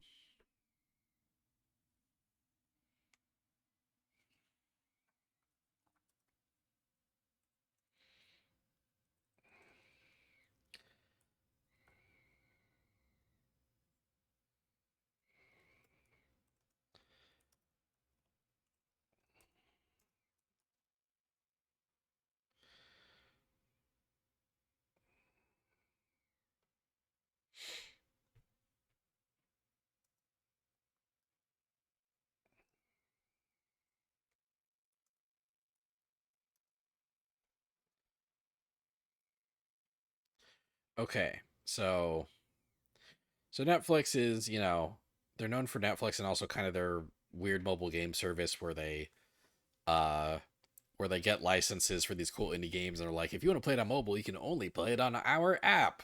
Um, but I do think that they are on the verge of like announcing like new original games that utilize their IP, stuff like a Squid game or uh maybe games based on the Circle or some shit. Like, yeah, I think they will announce at least one new game, or even like a Stranger Things game or something. Yeah, I think they'll announce like a Netflix game that you know will be part of the Netflix game service, but also hopefully will be playable like on consoles and will look kind of nice. NetEase does own Grasshopper, and it's been 3 years since No More Heroes 3, so maybe something will get shown. Oh shit, I forgot about NetEase owning Grasshopper. Yeah. Um Grasshopper did that thing kind of recently. Was it Grasshopper that kind of announced a bunch of games that aren't finished yet? Or no, no, no, no. That was I want to say that was like the Rune Factory team. That Marvelous is the group that did that. But Grasshopper Suda51 has been making something for Grasshopper, so maybe they will show that off. That'd be kind of cool. Fingers crossed for that. All right, next is Nexon. Oh shit, you know what? I just realized Pocket Pair. That is the team that did Pow World. Inner Sloth.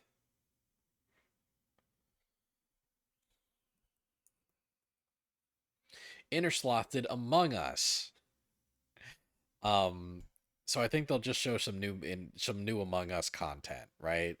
I'm very sorry to Inner Sloth for mixing them up with Pocket Pair. I'm less sorry to Pocket Pair for mixing them up with Inner Sloth. But I am very sorry to Inner Sloth. Yeah, I think they'll show off new Among Us stuff. And Pocket Pair will do what I already said Pocket Pair would do. What's Nexon Steel? Right, Nexon's another South Korean video game company. Is this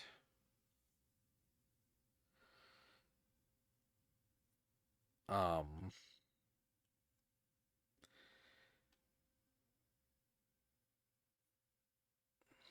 no. Um there's like this cool like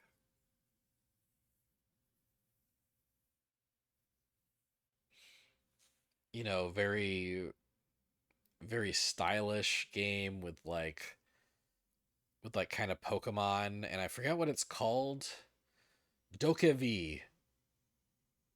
It's called Dokev, and I keep being like, which Korean company is working on that game?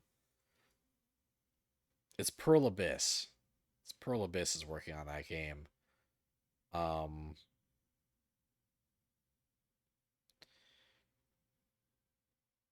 so not Nexon. Nexon.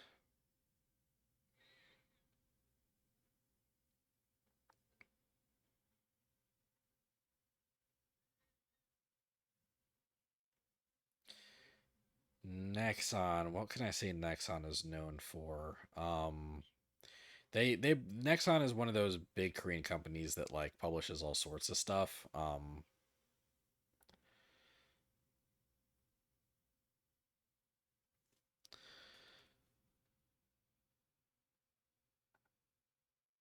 I guess I guess most recently they'd be known for um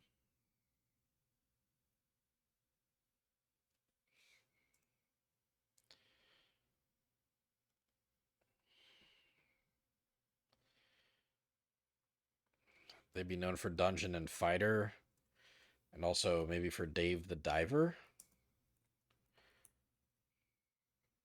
And I don't know, cool indie stuff.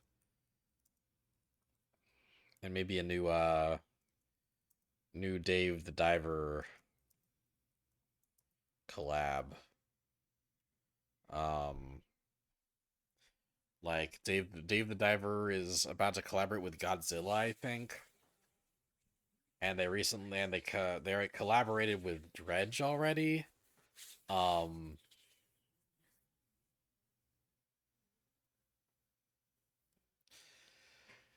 so my next guest for Dave the Diver collab is Subnautica. I think they'll do a Subnautica collab next.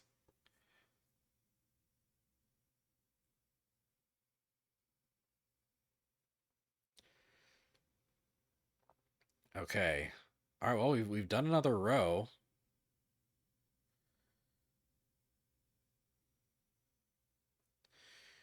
Done another row. Oh, we're more than half done. We're more than half done.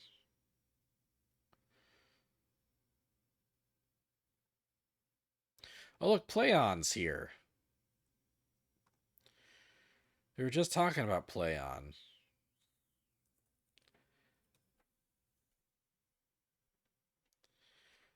Right. They used to be Coke Media, and they own Deep Silver, and they're owned by Embracer. Um,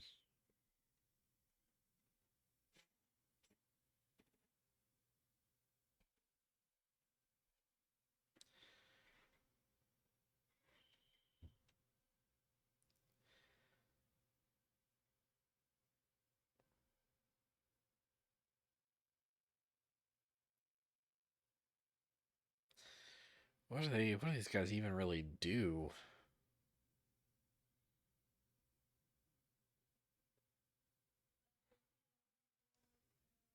Oh, they do Kingdom Come.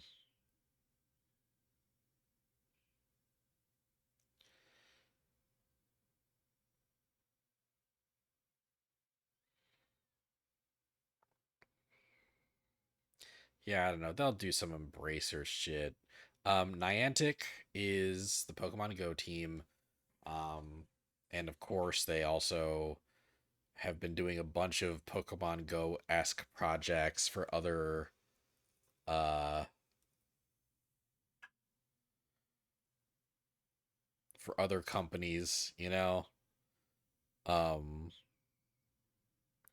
like Monster Hunter Now. Um,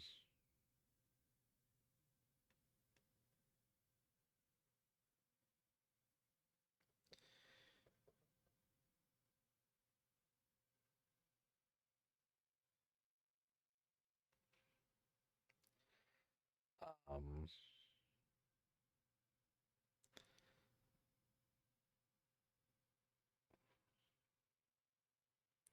so I guess the question is, do we think they would just talk about a Pokemon Go event, or would they announce like a new project? I feel like they might announce a new project, honestly. Um, apparently,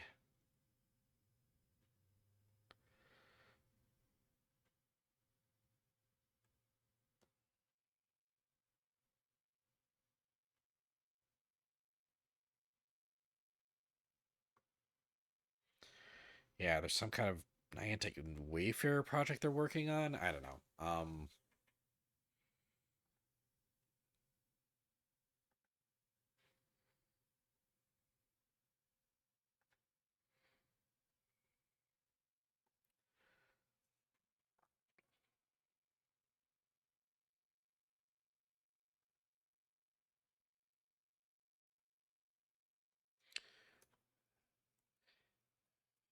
Pokemon Go.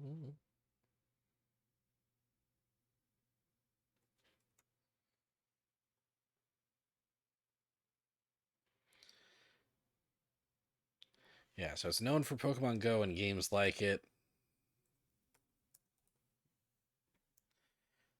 God, I wonder. Yeah, I feel like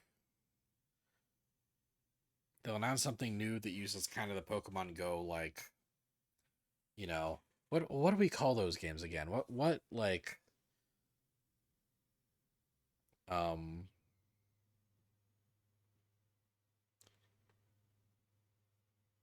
like there's a name for the kind of game that Pokemon Go is. Um like, yeah, augmented reality.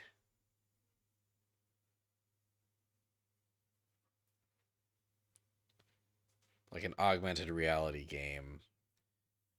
But like what IP would be interesting? Like would still be like, "Oh wow, I've always wanted that. I've always wanted an augmented reality game of this IP."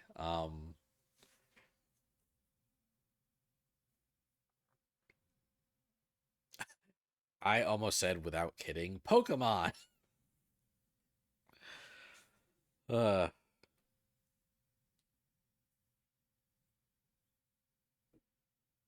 this could be a Pokemon game where you go and you find Pokemon. It may be you go to a different country, and that's the only place you can get a Farfetch'd.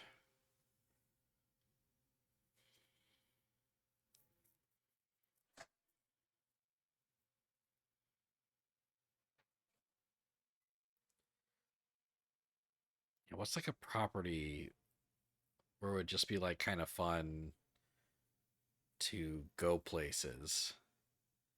They did Garfield Go, so are no, you're fucking with me. They did Garfield Go, so anything's possible. I feel like you're fucking with me.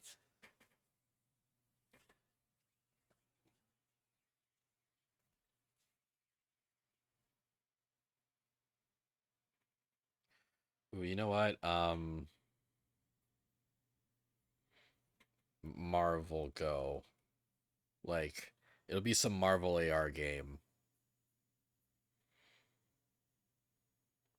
Like, it'll be stuff like, like, help Spider-Man stop this crime in New York, and you like, like you can actually go to a location in New York to help him stop the crime. Shit like that. Yeah, that's my guess. I'm done thinking about this.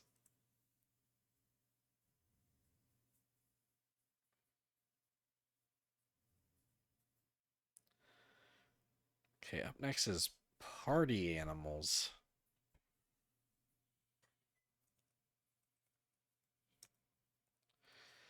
Is Party Animals just like that game with the animals? The party?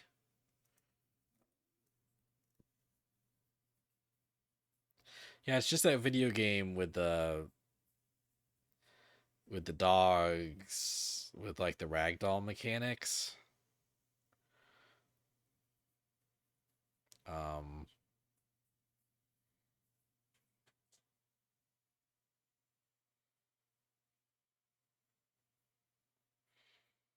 that game came out in 20 like that game came out last year. Ooh, actually, maybe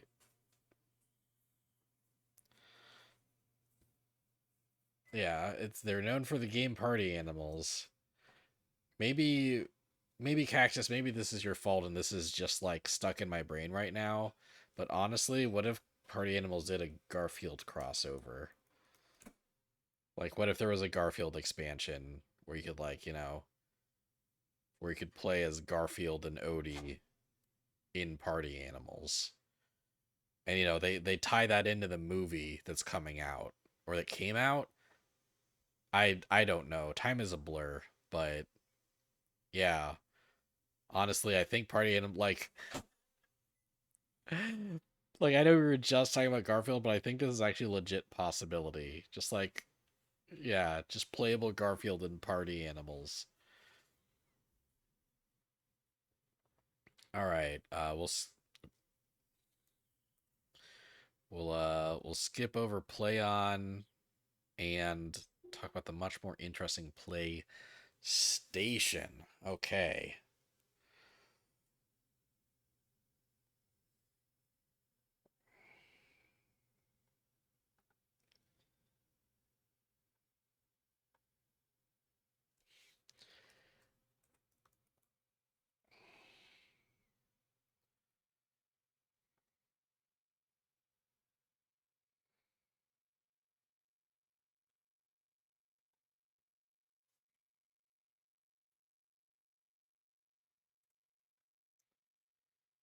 Okay. PlayStation. Known for many many games, obviously. Got too many to list. Um, but I guess if PlayStation is committed to showing up at Summer Game Fest, what would they show specifically?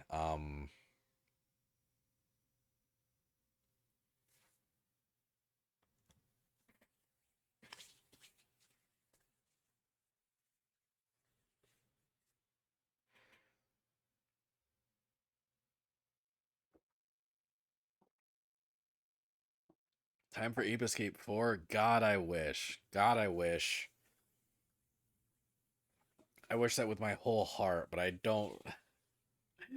don't think that's happening. Not this year, maybe not any year, but not this year for sure. Um, okay. So,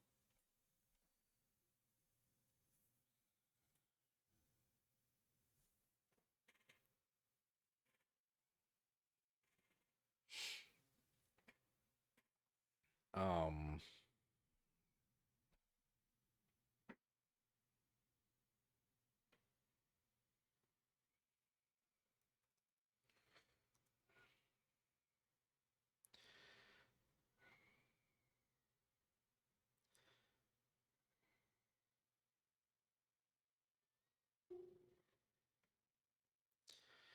so like Naughty Dog.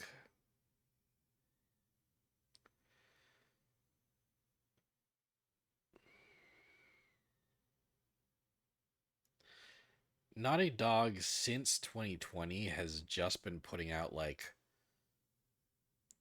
remasters of stuff, and I know that's not their entire team working on those remasters. So I think new Naughty Dog game. Um, I want them to come out with something cool and brand new and not something that's just like either another Uncharted game or another Last of Us game. But I'm feeling a little cynical right now, so I think it'll probably be Last of Us Part 3. Um, you know, the show's doing great. Like there's all these new Last of Us fans. A new Last of Us game makes sense. Honestly, you just kind of hope there won't be a teaser for Last of Us 3. You don't even have anything against Last of Us. You just want Naughty Dog to do something different and also won't take another 5 years to make. It's so funny. Like, I'm pretty sure you were typing that out as I was saying this. So we were like on the exact same wavelength. Yeah, I don't want it, but I feel like it might happen. Um, I think we might see Insomniac's Wolverine game. Maybe I've been kind of avoiding all the Insomniac leaks that happened, due to that cyber attack last year. So maybe if I if I looked into those leaks, I'd be able to make a more accurate prediction about what Insomniac might show this year. But I feel like Insomniac will show something this year. Um,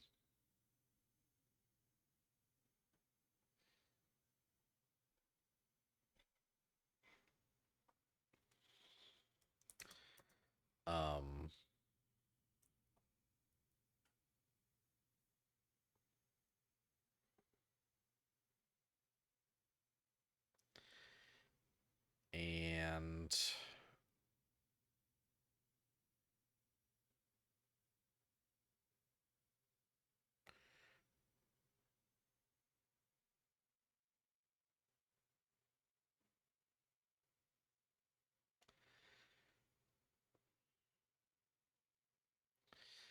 Oh.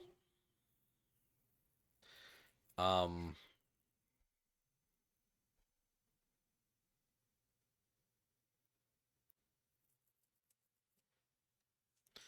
Um.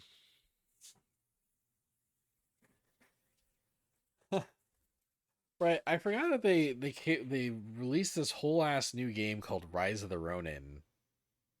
Right, and it just came out in March. Right. It looks like they put like this big ass budget into it, uh, and I haven't heard anybody talking about it.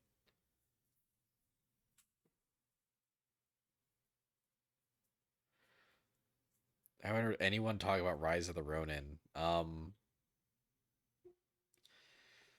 So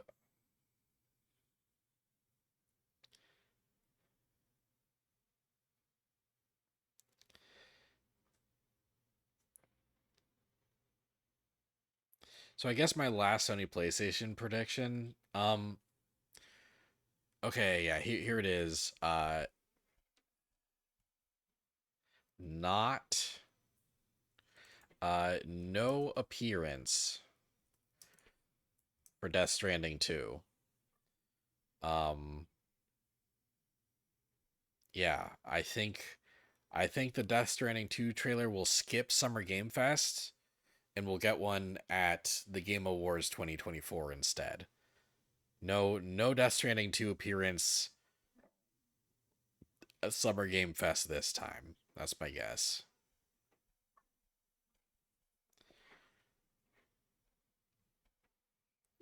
That's a PlayStation prediction.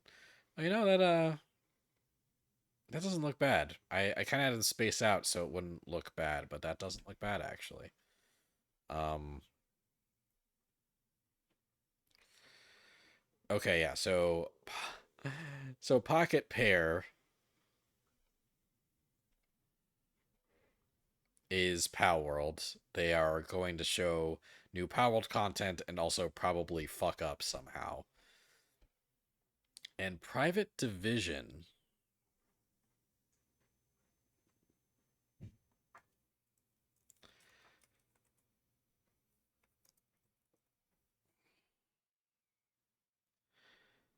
Um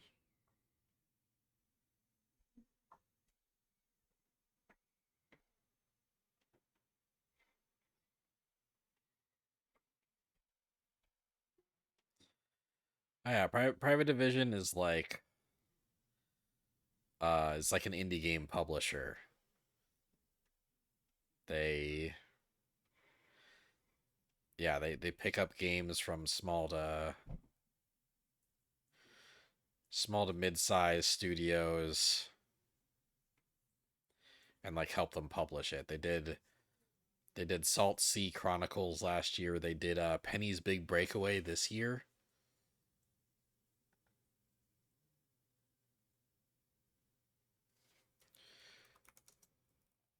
Yeah, honestly, they've shown off pretty cool games. They've funded and published pretty cool games. So known for cool indie games. Predictions that we will see a cool indie game. Like some of these are such. I'm sorry for these some of these really basic predictions, but you know, like yeah, like it's will yeah the Private Division will just show us like a game and an IP that doesn't exist yet, like something new and creative, and it'll be neat. But like it's not something I can really predict anything about. Um, okay, two rows left.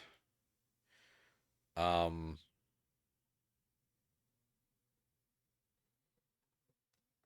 yeah, Razer will do ads. Riot Games. Um, yeah, sure. Let's pull up the prediction block for Riot Games.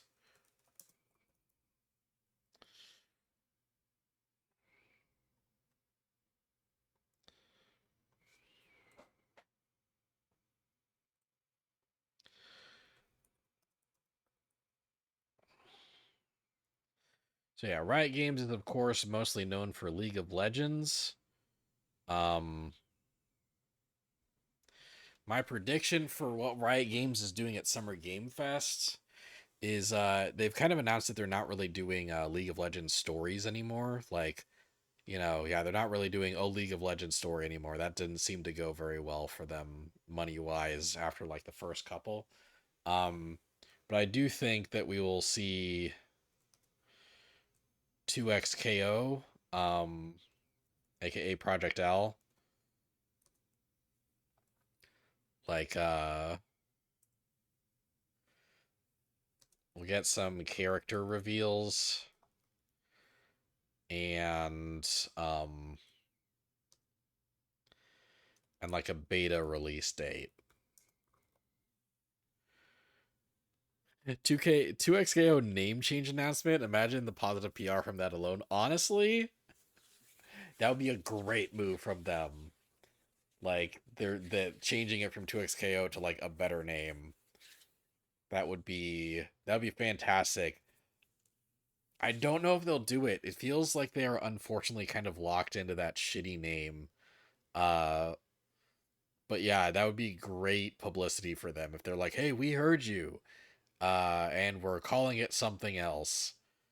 Literally anything else, because literally any name would be better than 2XKO.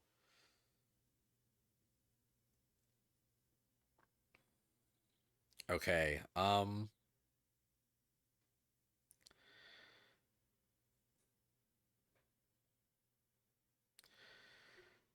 So yeah, we're coming into the end of all this. I don't know. I don't know what S game is.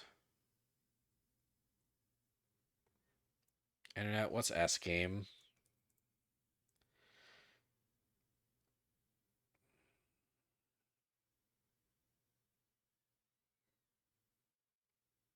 S game is a video game developer headquartered in Beijing. It's known for the Phantom Blade series.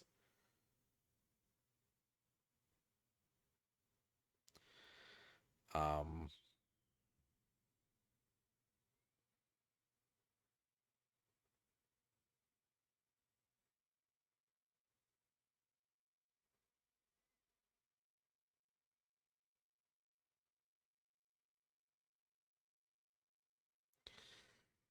uh,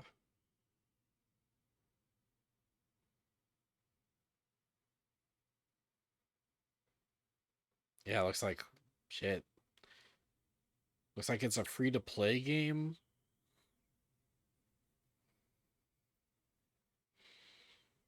Anyway, um,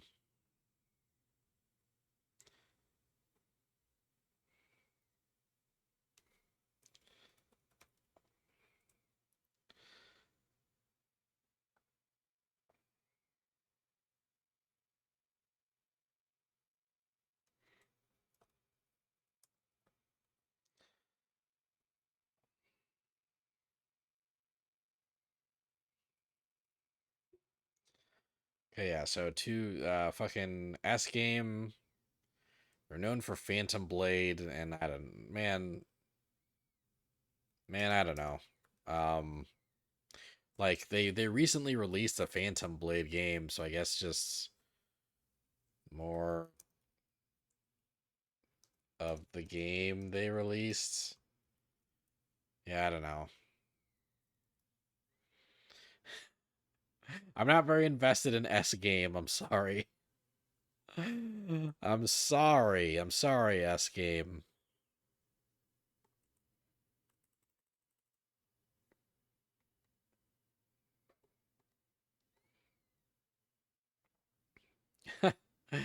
uh yeah, so the Samsung Gaming Hub is next. There it's ads, right? They're gonna do ads. Um they're gonna do ads. I don't really need to talk too much about that. But oh, here we go. Here we go. Now we're in the prediction house. We have entered the cool prediction room.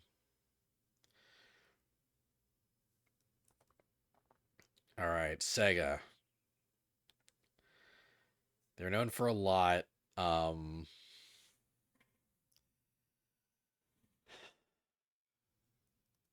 a large catalog of games. Um, I guess we'll put down their pillars, right? That they're known most for: Sonic, Persona, Like a Dragon. Um, and predictions. So recently, it's worth noting that recently, Sega kind of said in an earnings report that they want Sonic, Persona, and Like a Dragon to become annual franchises. Um, and people freaked out at this. They're like, "Oh God, imagine a new like Persona 6 coming out a year before Persona 7." That's not what they meant. They just meant, um, every year they want a game for each of those franchises to release, right? So Sonic is an annual franchise. We're getting Sonic X Shadow Generations this year, right? Um I think we got Sonic Origins last year, right? And then Sonic Frontiers the year before that. Um like these like Persona, right? Persona 3 Reload came out this year, so that's the annual release. Well, the year before we got Persona 5 Tactica, right? Um and for all we know, they might kind of low key be counting Metaphor ReFantagio as like a Persona game because because of the connections that it has to Persona. And Like a Dragon Infinite Wealth just came out this year, and fucking the Kazuma Kiryu, like the man with no name or whatever, that came out last year. So like these franchises have been annual franchises for a while, like basically they just mean like whether they're mainline games or spin-offs, each of those franchises will get a new release each year. Um, but it's worth noting that like Sonic X Shadow Generations, we already know about. Persona 3 Reload, we've gotten all the press for that already. We know like the answer has already come out or it's going to come out later. Um and yeah, like Infinite Wealth already came out. So I don't think actually that there's going to be any big announcements about any of those three franchises. Um what I do think we'll get from Sega um is a follow-up um follow-up on their follow-up on franchise revivals. Right, their franchise revivals announcement that they did at the Game Awards last year. I think there'll be a follow-up on that. I think they might not talk about every game that they teased last year out of like the Jet Set Radio reboot, Golden Axe, Streets of Rage, Shinobi. Um but I think they'll talk about at least some of them, like kind of flesh out some of those announcements and give them release dates and maybe even review and maybe even tease a couple new ones. Like we know that they've trademarked like Eternal Champions and Kid Chameleon and stuff. You think we'll see more from the 5 games that they showed at the game? Oh, Crazy Taxi was the other one. That's right. Golden Axe, Shinobi, Jet Set Radio, Streets of Rage, and Crazy Taxi. Yeah. Um, again, you were typing that as I was having the thought. That's very funny. Um, but yeah, yeah, no, I think we're gonna follow up on that.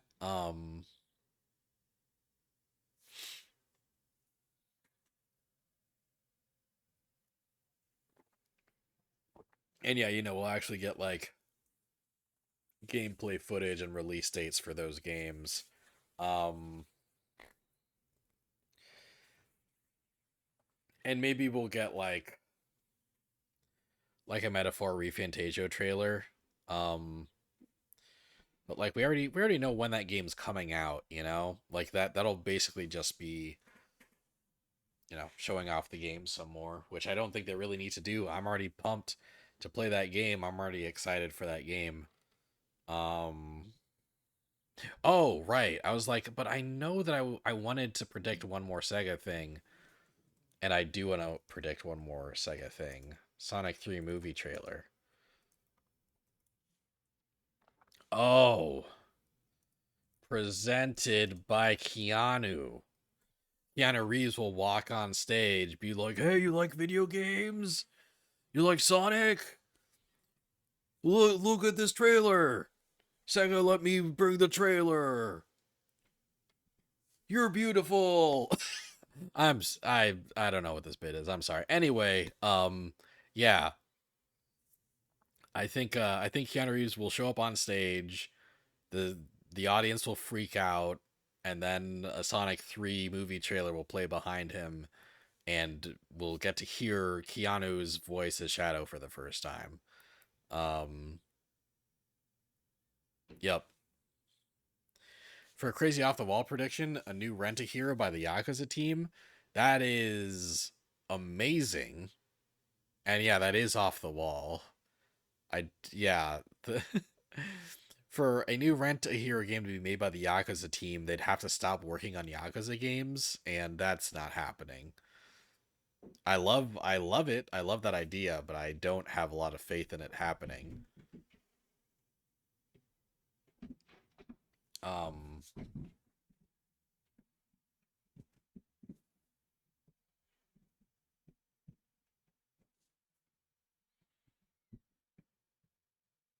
okay, did you guys hear any of that just now?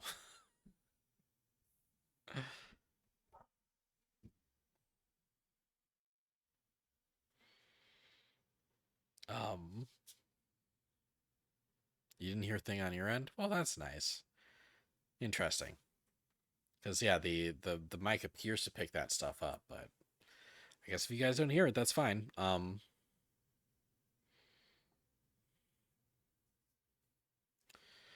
Yeah, I wonder if I should predict one more Sega thing.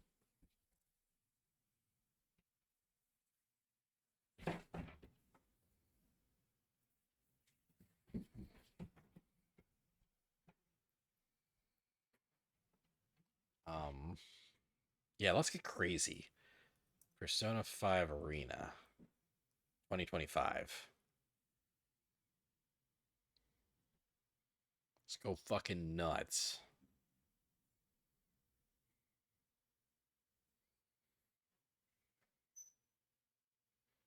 Yeah. Yeah, I think Sega already kind of showed up in a big way at Game Awards. I think they'll continue uh to show off a lot at Summer Game Fest. And they'll continue to neglect to mention all the union busting they've been doing lately, any kind of their shady business practices, and they'll just continue to own a bunch of my favorite IPs in video gaming ever, and I'll just be kind of depressed, I guess. Speaking of horrible companies that have several of my favorite franchises,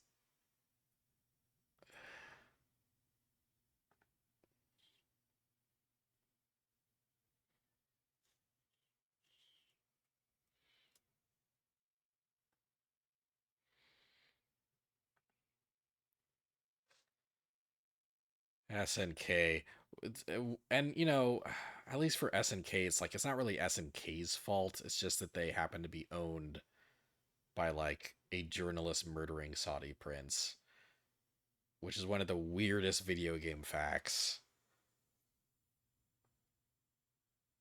that I have access to. uh so yeah, SNK.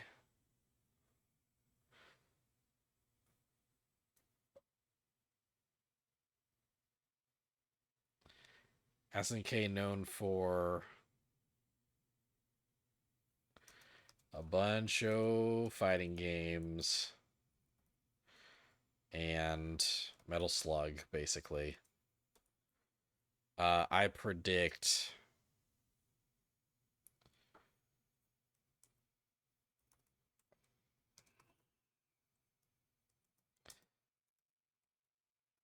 City of the Wolves reveals.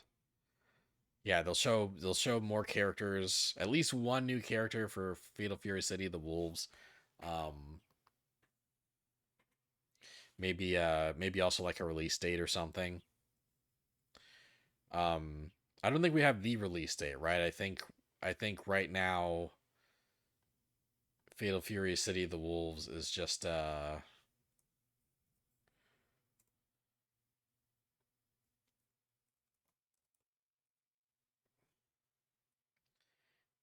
just like early 2025 or something. Yeah, first half 2025. So maybe they'll give us a more precise release date for that. Um Also, I think Metal Slug Tactics will reemerge, and maybe also get a maybe also Shadow Drop.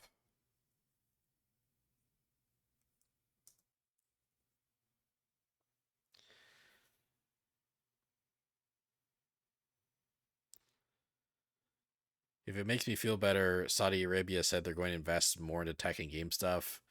So you'll be owned by either them or Tencent at this point. Yeah, I feel so much better. Thanks, Cactus.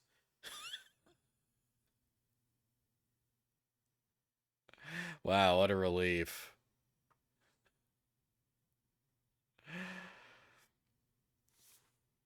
My faith in the industry has been renewed. I've been rejuvenated.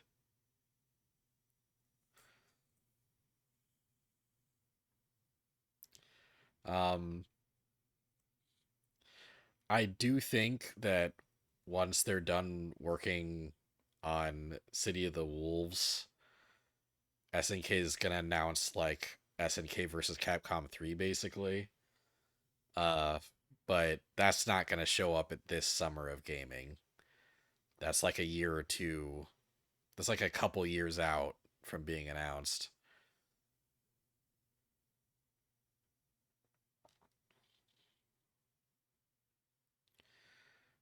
Um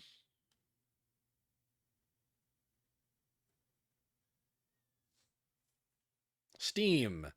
Um Steam is going to just have ads. They're just gonna have ads for the Steam Deck. And maybe Jeff Keighley will give away 1,000 Steam Deck OLEDs or something, right? Just like that kind of thing. Um, oop. Okay, more companies I don't really recognize at first glance, like Sunblink.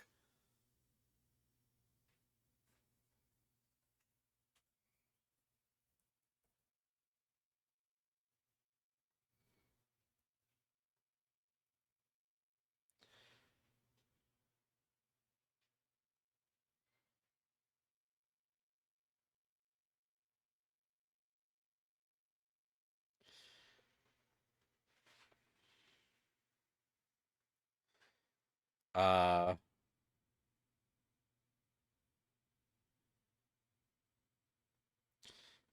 yeah, Sunblink appears to have developed two games. SNK has said they're working with Arika on revivals of old IP, and they won't exclusively be been SNK has said they're working with Arika on revivals of old IP and they won't be exclusively fighting games. They're currently working on Art of Fighting 4 and a Samurai Showdown RPG, so maybe we'll get a tease for the future. I haven't heard of this at all. Did I miss this shit? Hold on, yeah, I'm gonna stop talking about Sunblink for a second.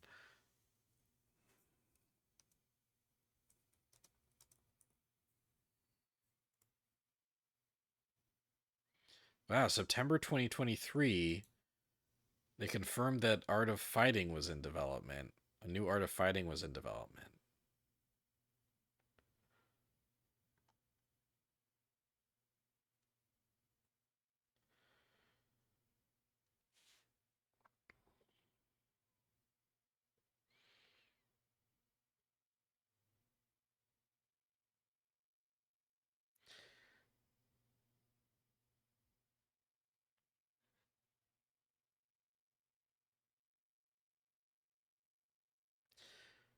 Our new head office has been moved to Shin Osaka. We are also working on other projects, such as Art of Fighting, at the same time. We're actively hiring more staff as well, so please enjoy. It's kind of crazy to hear that they're working on a new Art of Fighting, actually, because what I would do is just put Art of Fighting characters into City of the Wolves instead of release those as two separate games. You know, that's kind of crazy.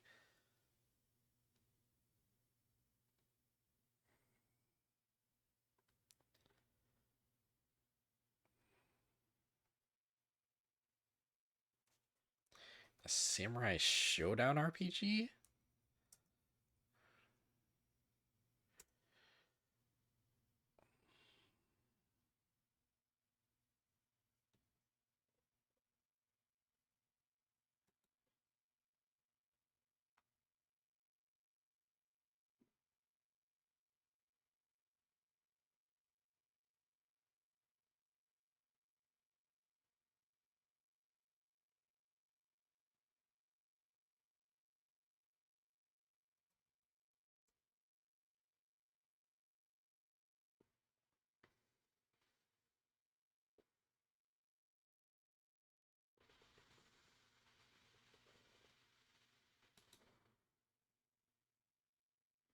Yeah, Samurai Showdown Action RPG.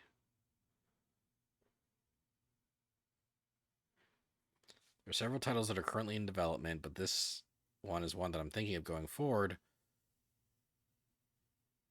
First, we're thinking of making a new version of Art of Fighting. I'm also thinking of Samurai Spirits, which is not a fighting game. So I'd like to recruit developers for that purpose. So it sounds like those are like in early development at best.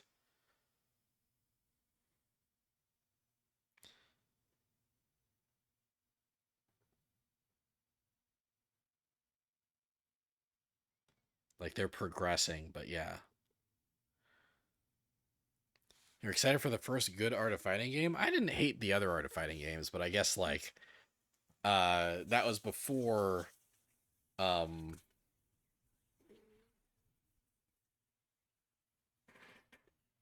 that was before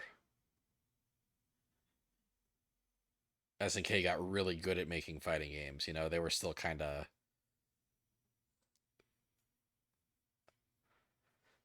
working out the kinks, you know. So Sunblink,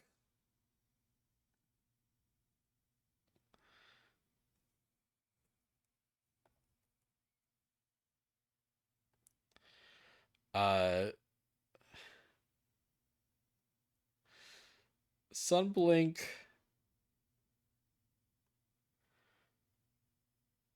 has made two games that I can find.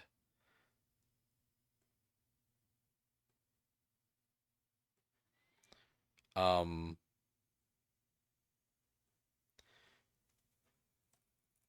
Hello Kitty Island Adventure and a MOBA called Hero-ish. And honestly, I feel like it's just going to be Hero-ish ads. Sorry for that Freudian slip there. I said a Hero-ish ass. Um yeah. Yeah, I don't think their showing is going to be incredibly remarkable if I'm being honest.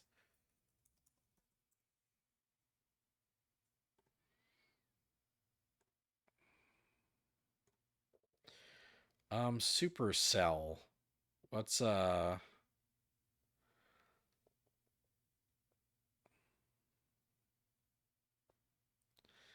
What's Supercell's deal? Oh, okay.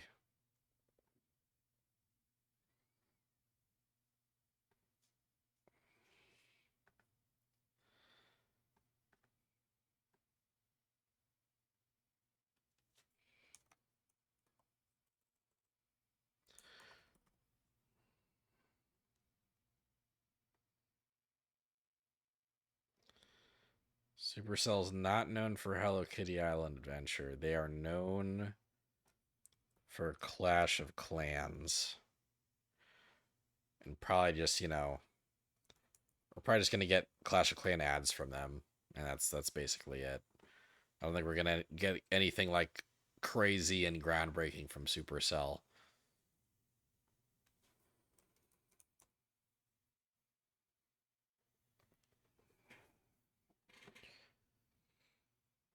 Um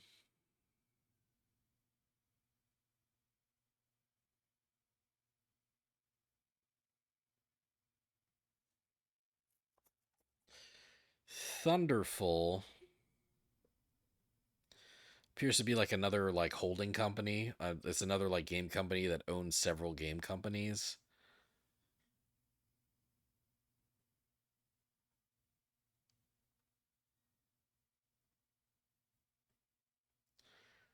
Like Zoink and Image and Form. Oh. Well, Image and Form isn't owned by Thunderful anymore, actually.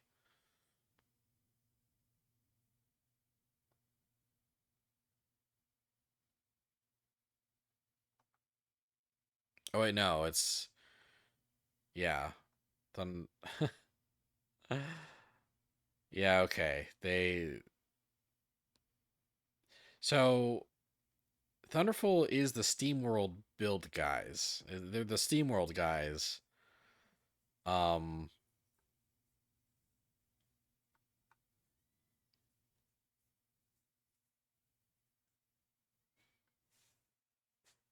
so I imagine that we might just get another SteamWorld announcement.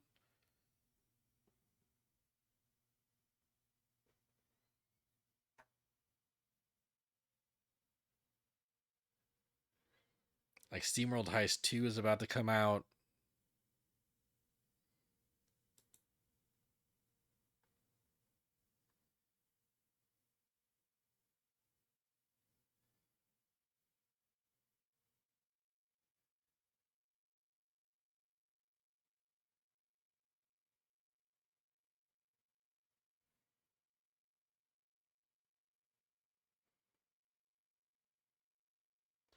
Um yeah. Yeah, so I don't really type out stuff for Thunderful, but I feel like maybe they'll show off more SteamWorld stuff.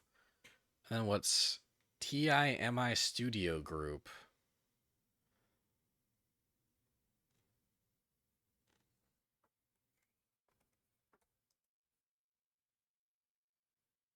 Oh god, it's another subsidiary of Tencent.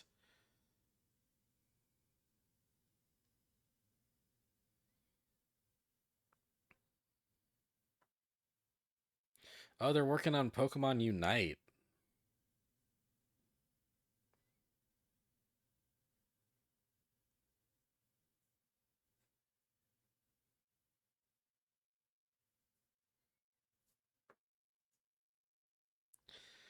Yeah, it seems like they mostly do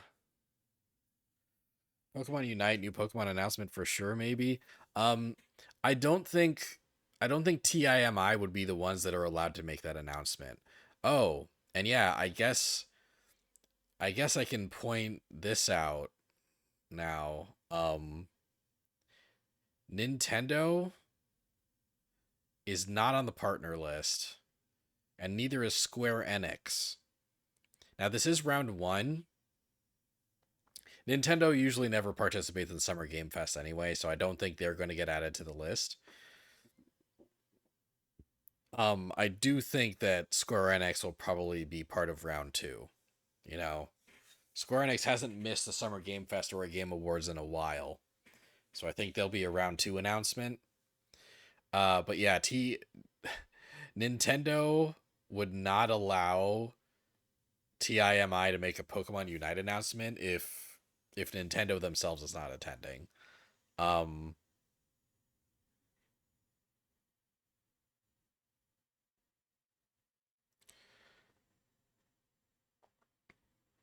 but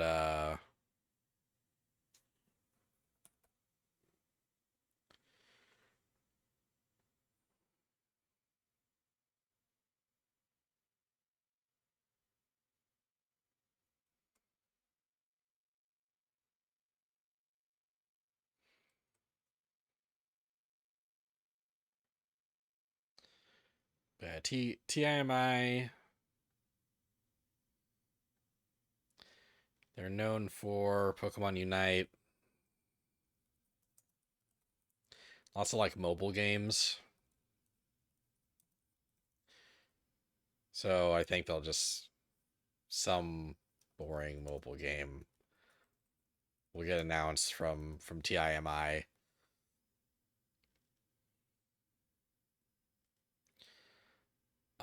Torn Banner.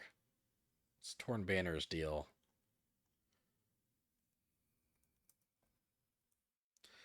Torn Banner Studios is a Canadian game developer. Oh, and they're okay.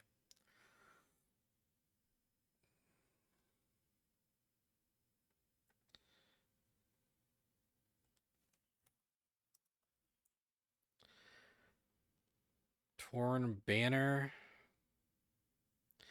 is known for the Chivalry franchise, which I didn't know until now started as a Half-Life 2 mod and became its own game. Chivalry 2 was developed in 2021, so I think this is probably time for them announce for it's probably time for them to announce Chivalry 3. That feels pretty straightforward.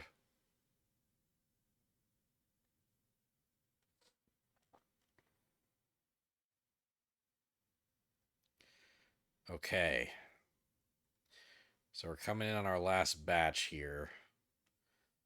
And 3 out of 4 of these are pretty big. So at least we're kind of closing with like potentially like interesting predictions and discussion.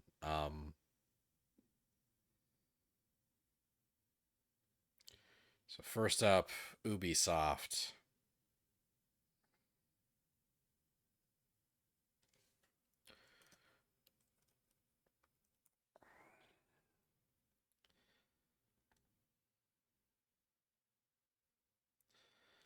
Many games.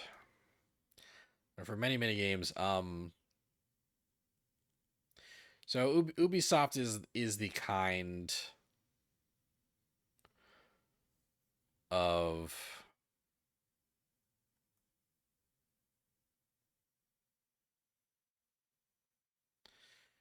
Ubisoft is the kind of company that would um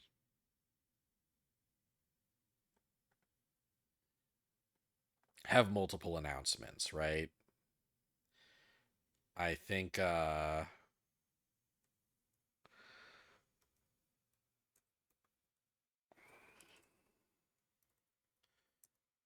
I think we'll see that new Assassin's Creed Japan game, like gameplay of it. Um,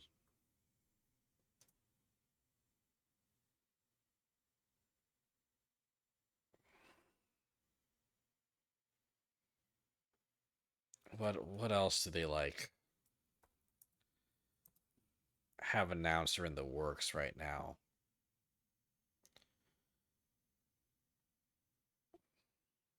Got a lot actually.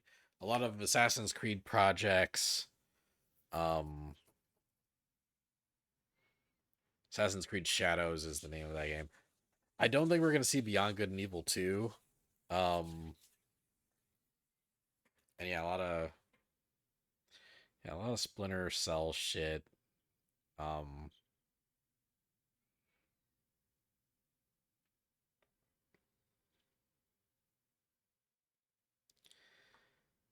And they'll probably also show off Star Wars Outlaws, since that'll be like about to come out.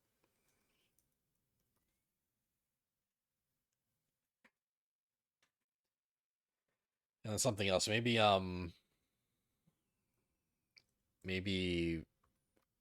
DLC for that Avatar game that they released last year. Did anyone play that game? I don't know.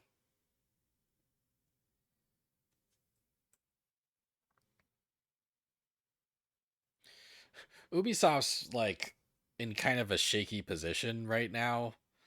I feel like they're releasing these games that they put a lot of time and money into, and they're just not doing great. Like Skull and Bones, did that do well at all?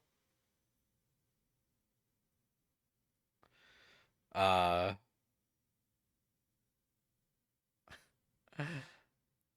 like yeah, like looks like the game as of February has accumulated less than 1 million players, which like I'm sure is not what Ubisoft wanted. I'm sure Ubisoft wanted more than that.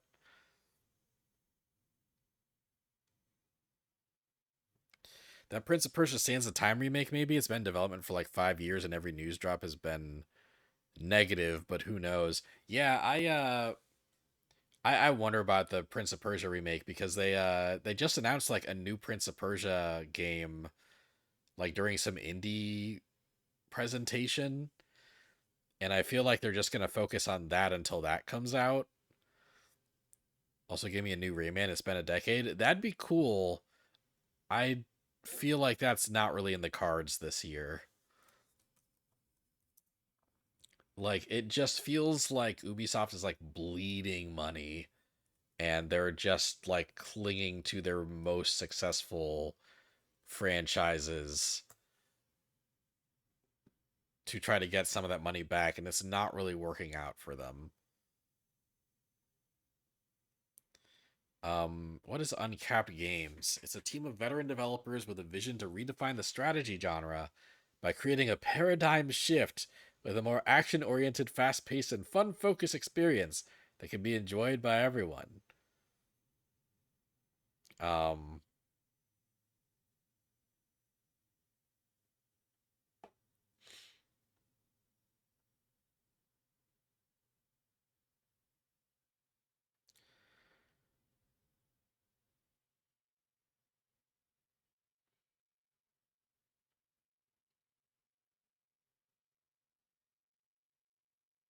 yeah, so Uncapped Games seems to be a new company, so I don't really write what they're known for, or really I don't really have any predictions for them, but I guess they'll show off a new strategy game, like a new RTS game.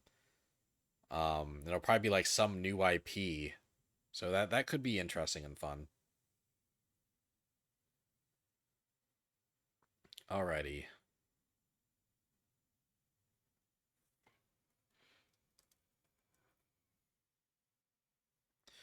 Alright, WB Games.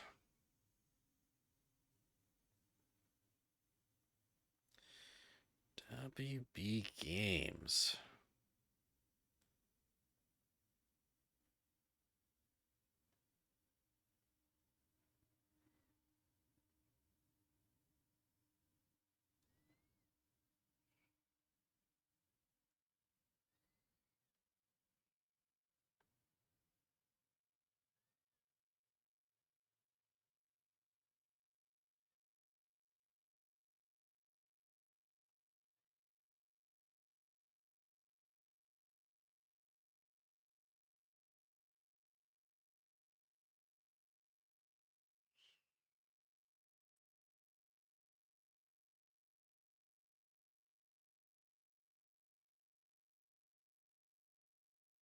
Oh, okay.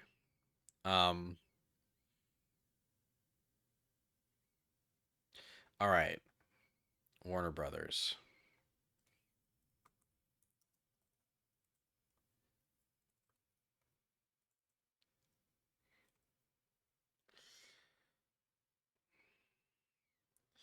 Known for squandering their many IPs. Um, Ever since the Discovery merger. But let's see. Predictions for Warner Bros. Stuff. So I think what we'll see a lot of from Warner Bros. Is just kind of like just kind of reveals for what they have, right? Reveals for stuff um that's already out. For example,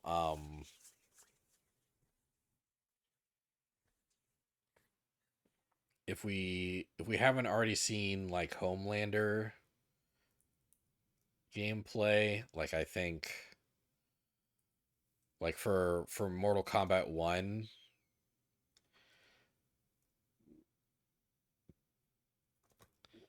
like I think that'll be solidified and shown um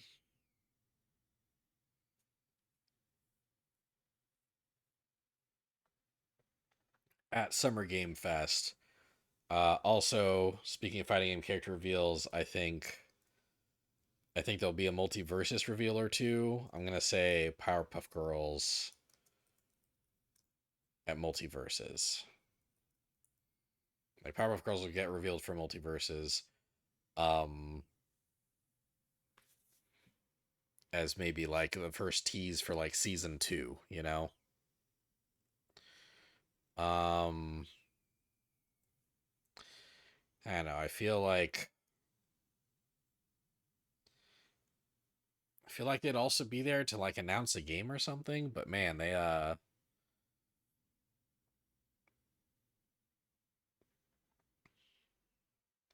their output hasn't really been great lately.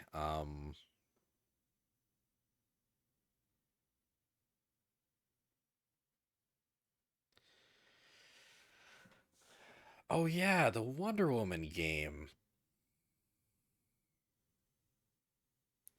The Wonder Woman game we haven't seen since 2021.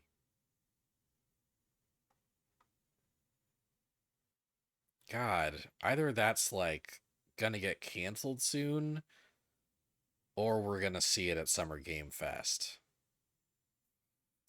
Let's be optimistic, but maybe we shouldn't be.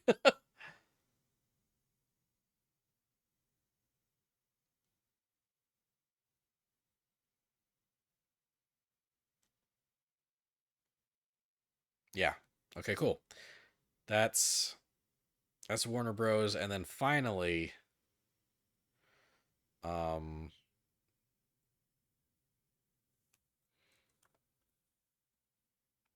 Xbox.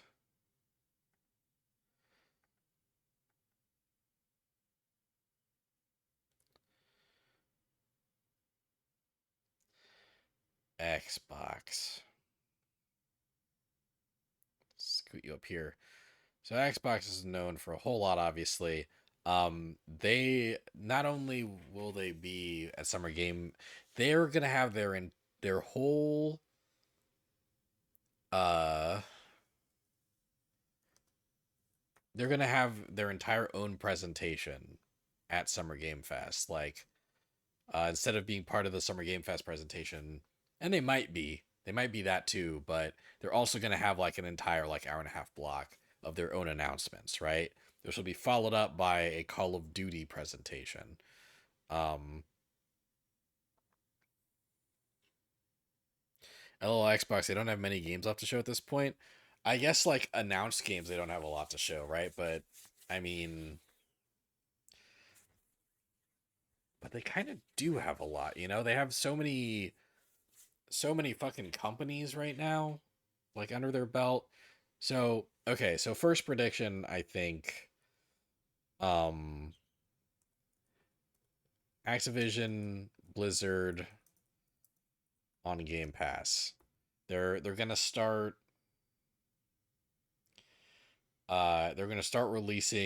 they're gonna start putting Activision Blizzard games on Game Pass. Stuff like stuff like the Crash Bandicoot and Spyro trilogies, um, stuff like older Call of Duty games, maybe. They're gonna start rolling that stuff out, right? Um,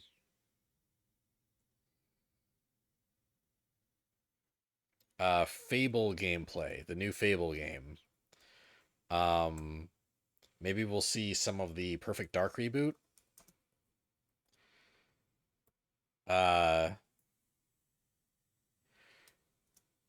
Everwild will reappear. Like Rare's like cool like interact with like magical animals game. Like I think that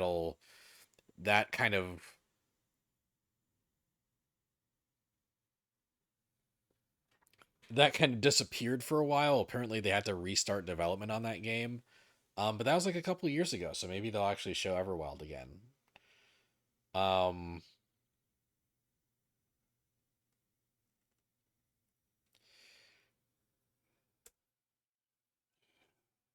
uh Here's something I've been thinking that here's here's probably my big prediction. Maybe I should no, I'll get some smaller ones out. I'll save my big prediction for last.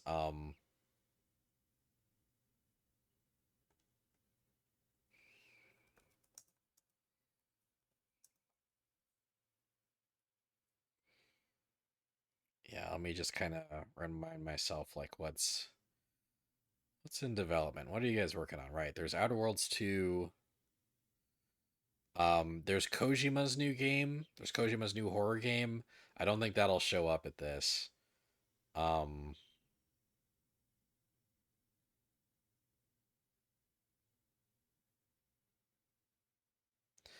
Apparently a successor to Microsoft Flight Simulator is in the works, but also I don't really think that's like, you know,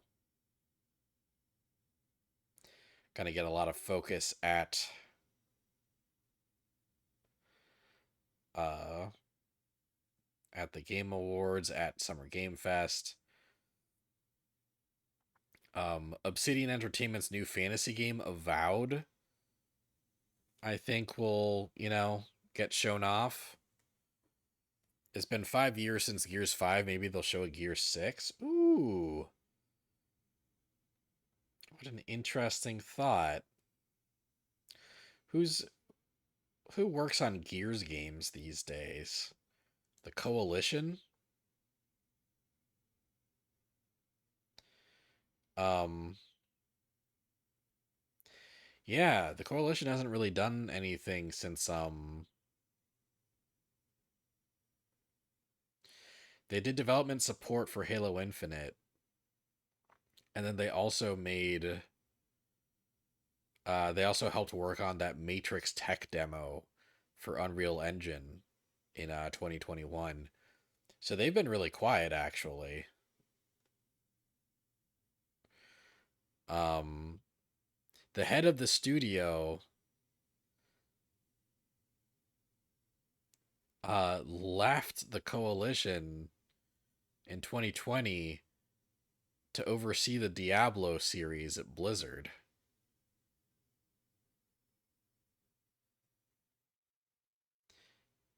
And I have no idea if that dude's still over there.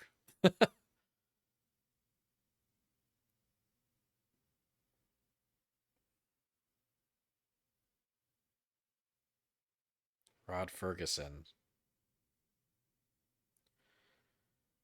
Yeah, it looks like he's still over at Blizzard working on Diablo 4, but the Coalition has been pretty quiet for 3 years.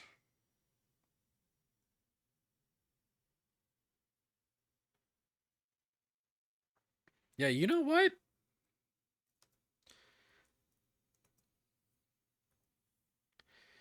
Yeah.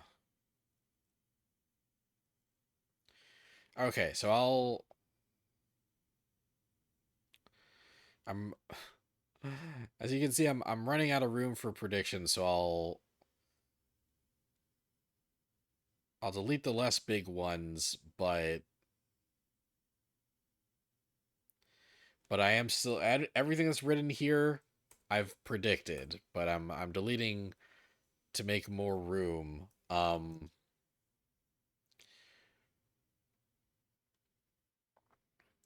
Double Fine has also been pretty quiet since Psychonauts 2 came out.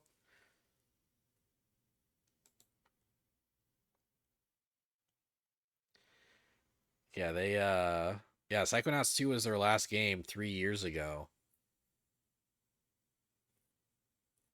Um, so hopefully they're like doing okay, you know?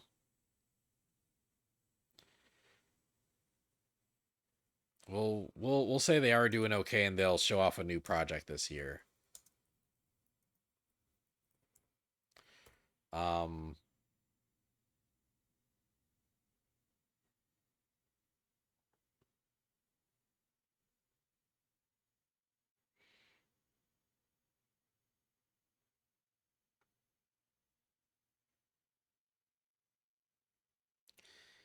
Fable, there's Outer Worlds 2, there's State of Decay 3.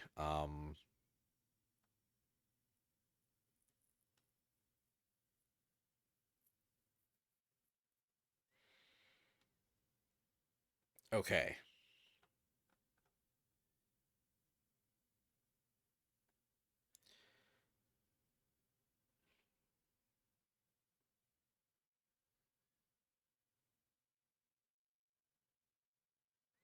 Okay, yeah. Here's my big Xbox prediction. Um Xbox Smash Bros. So okay, here's what I think. Here's what I think. Here's what I think. I think that when Xbox acquired like started to acquire when they agreed with Activision Blizzard that they would acquire them before the acquisition was made final, um around then they started thinking we should make we should make like a platform fighter with all of the IP that we're about to have. We can, you know, we can use first party characters like original Xbox characters like Master Chief and Marcus Phoenix and stuff. We can use rare characters. We can use like Raz from Psychonauts, like Double Fine characters. We can use all of our Bethesda characters like Fallout, Dishonored, um, and of course, like all the Activision Blizzard characters we're about to own. We can combine all of those IPs into like a Smash Bros esque like fighting game, right? And we can announce that once we own Activision Blizzard for real. But of course, then they didn't own Activision Blizzard for real for years. That acquisition got stalled for years. Um, and finally, they finalized the acquisition recently.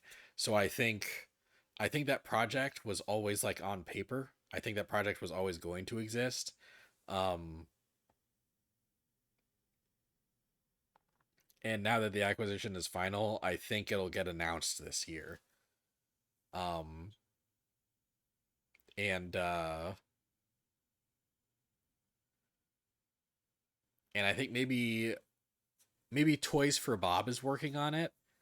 Toys for Bob is technically gone independent, but they said they're still working with Xbox on projects. So I think maybe Toys for Bob is developing like an Xbox platform fighter, and I think that'll be one of their big announcements. You know, like they should put in the Pooh monster from Conquer. I don't think they'll put in the Pooh monster from Conquer. I do think they'll put Conquer in, and I feel like there'll be a trailer that just has like, like Master Chief like up on this majestic hill, and then like Banjo runs into him, and then like a Bethesda character shows up, like the Doom Slayer shows up, and then Spyro shows up, and then Microsoft will just be like, look at all these properties we own.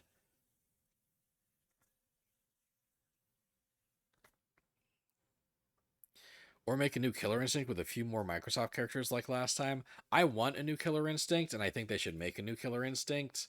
I don't know if that's in the works. Like Like cuz I don't know who they'd get to make it, you know? Like well, here's a thought actually.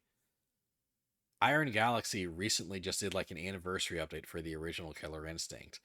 And like and maybe they did that because they've been hanging out with Microsoft again, you know? Man,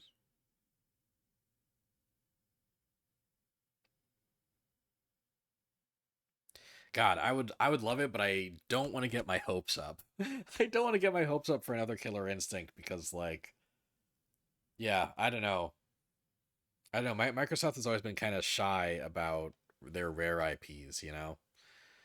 They've always been kind of shy about rebooting rare stuff because whenever hmm, yeah, whenever they do like either it ends up in development hell or like it underperforms, right?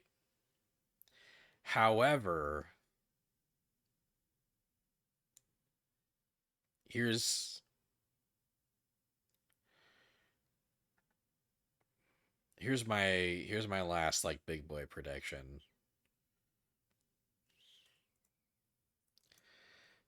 Banjo Kazooie revival. Now that I think could happen. Like just like a really gorgeous looking new Banjo Kazooie reveal. Uh maybe that's what Toys for Bob is working on, right? Maybe Toys for Bob is making a new Banjo Kazooie game because I don't think that Rare's doing it. Hopefully Rare is keeping busy with Everwild. Um yeah. But yeah, and then they'll show their new Call of Duty game. I really hope for their sakes that they are able to announce that Call of Duty will launch on Game Pass because it's been their promise for years that every first party game they release will release on Game Pass. But apparently there have been some like Bloomberg rumblings and stuff that they might not release Call of Duty for Game Pass just because of like all the trouble that they've had to deal with in regards to Call of Duty and like, you know, and them having to promise that the Call of Duty games will have like parity with Sony, you know, like so maybe they're kind of looking over that agreement being like, "Ah shit, if we the agreement implies that if we put Call of Duty on Game Pass, we'll have to let Sony put it on PlayStation Plus, and then who's buying our game?" Yeah, I wonder. Rare is just a Sea of Thieves company now. They're they're working on Everwild. There's definitely a Rare team working on Everwild. Uh, a couple of years back, they even mentioned that they're kind of optimistic about a 2024 release for it. So fingers crossed that works out for Rare.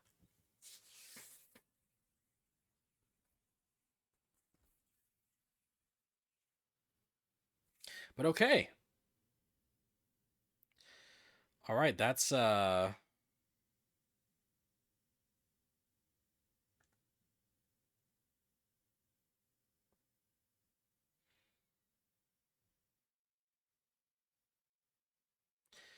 that is Summer Game Fest 2024 partners and all my predictions for what they'll be doing at the event next month.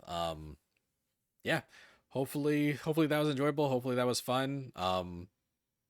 I'll say that felt like kind of a mess on my end. But hopefully you had a good time listening to me talk about these companies. Yeah, yeah, I think Summer Game Fest could be pretty cool this year. I think I think I'm most excited about um I think I'm most excited about Capcom, Sega, and ironically Xbox's showings. Although maybe Xbox is more like morbid curiosity. It's like okay, Xbox, are you going to show that this acquisition can be exciting for consumers, or are you going to like keep digging this hole for yourself of you spent so much money that you're just starting to suck more, you know? Yeah, I think I'm most interested in the showings from Capcom, Sega, and Xbox out of this. Also, like, I hope that the Atari announcement is like a new collection of like cool old games, like presented in like a neat like encyclopedia, a neat like encyclopedia style way, like Atari's been doing lately. I think that'd be fun. Um, Europe. Yep. There we go. That's that, baby. Whew. So tomorrow I'm very excited about. Tomorrow Sean's coming over and we're gonna play a bunch of fighting games. I've been uh I've been downloading a bunch of fighting games. Like I've been going through my collection and I think tomorrow night's gonna be pretty fun. So yeah, he'll be here 7 p.m. Central Time tomorrow night, Saturday night, the 18th. And yeah, we're just gonna play for like 4 hours. We're gonna play till like 11. We'll play a bunch of like weird fighting games to prep me for mystery, and then we will end the stream with a Street Fighter 6 first to 10, so that Sean gets to have fun too. And then Monday, I think I'll be able to finish Portal 2 because I feel like I'm kind of close to the end of the game there. And then we will be on vacation. We'll be going to Combo Breaker, and I won't be streaming for about a week and a half, really. I'll be back May 31st with an Akuma stream. But yeah, before all that, stream tomorrow with Sean.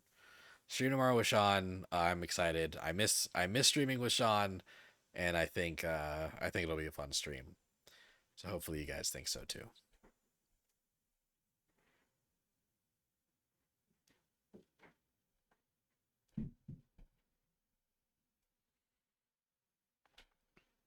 Okay, yeah, thanks for indulging me and listening to all my predictions. I'll see you guys when I see you guys. Thanks for watching. Sorry. Thanks for watching. Bye.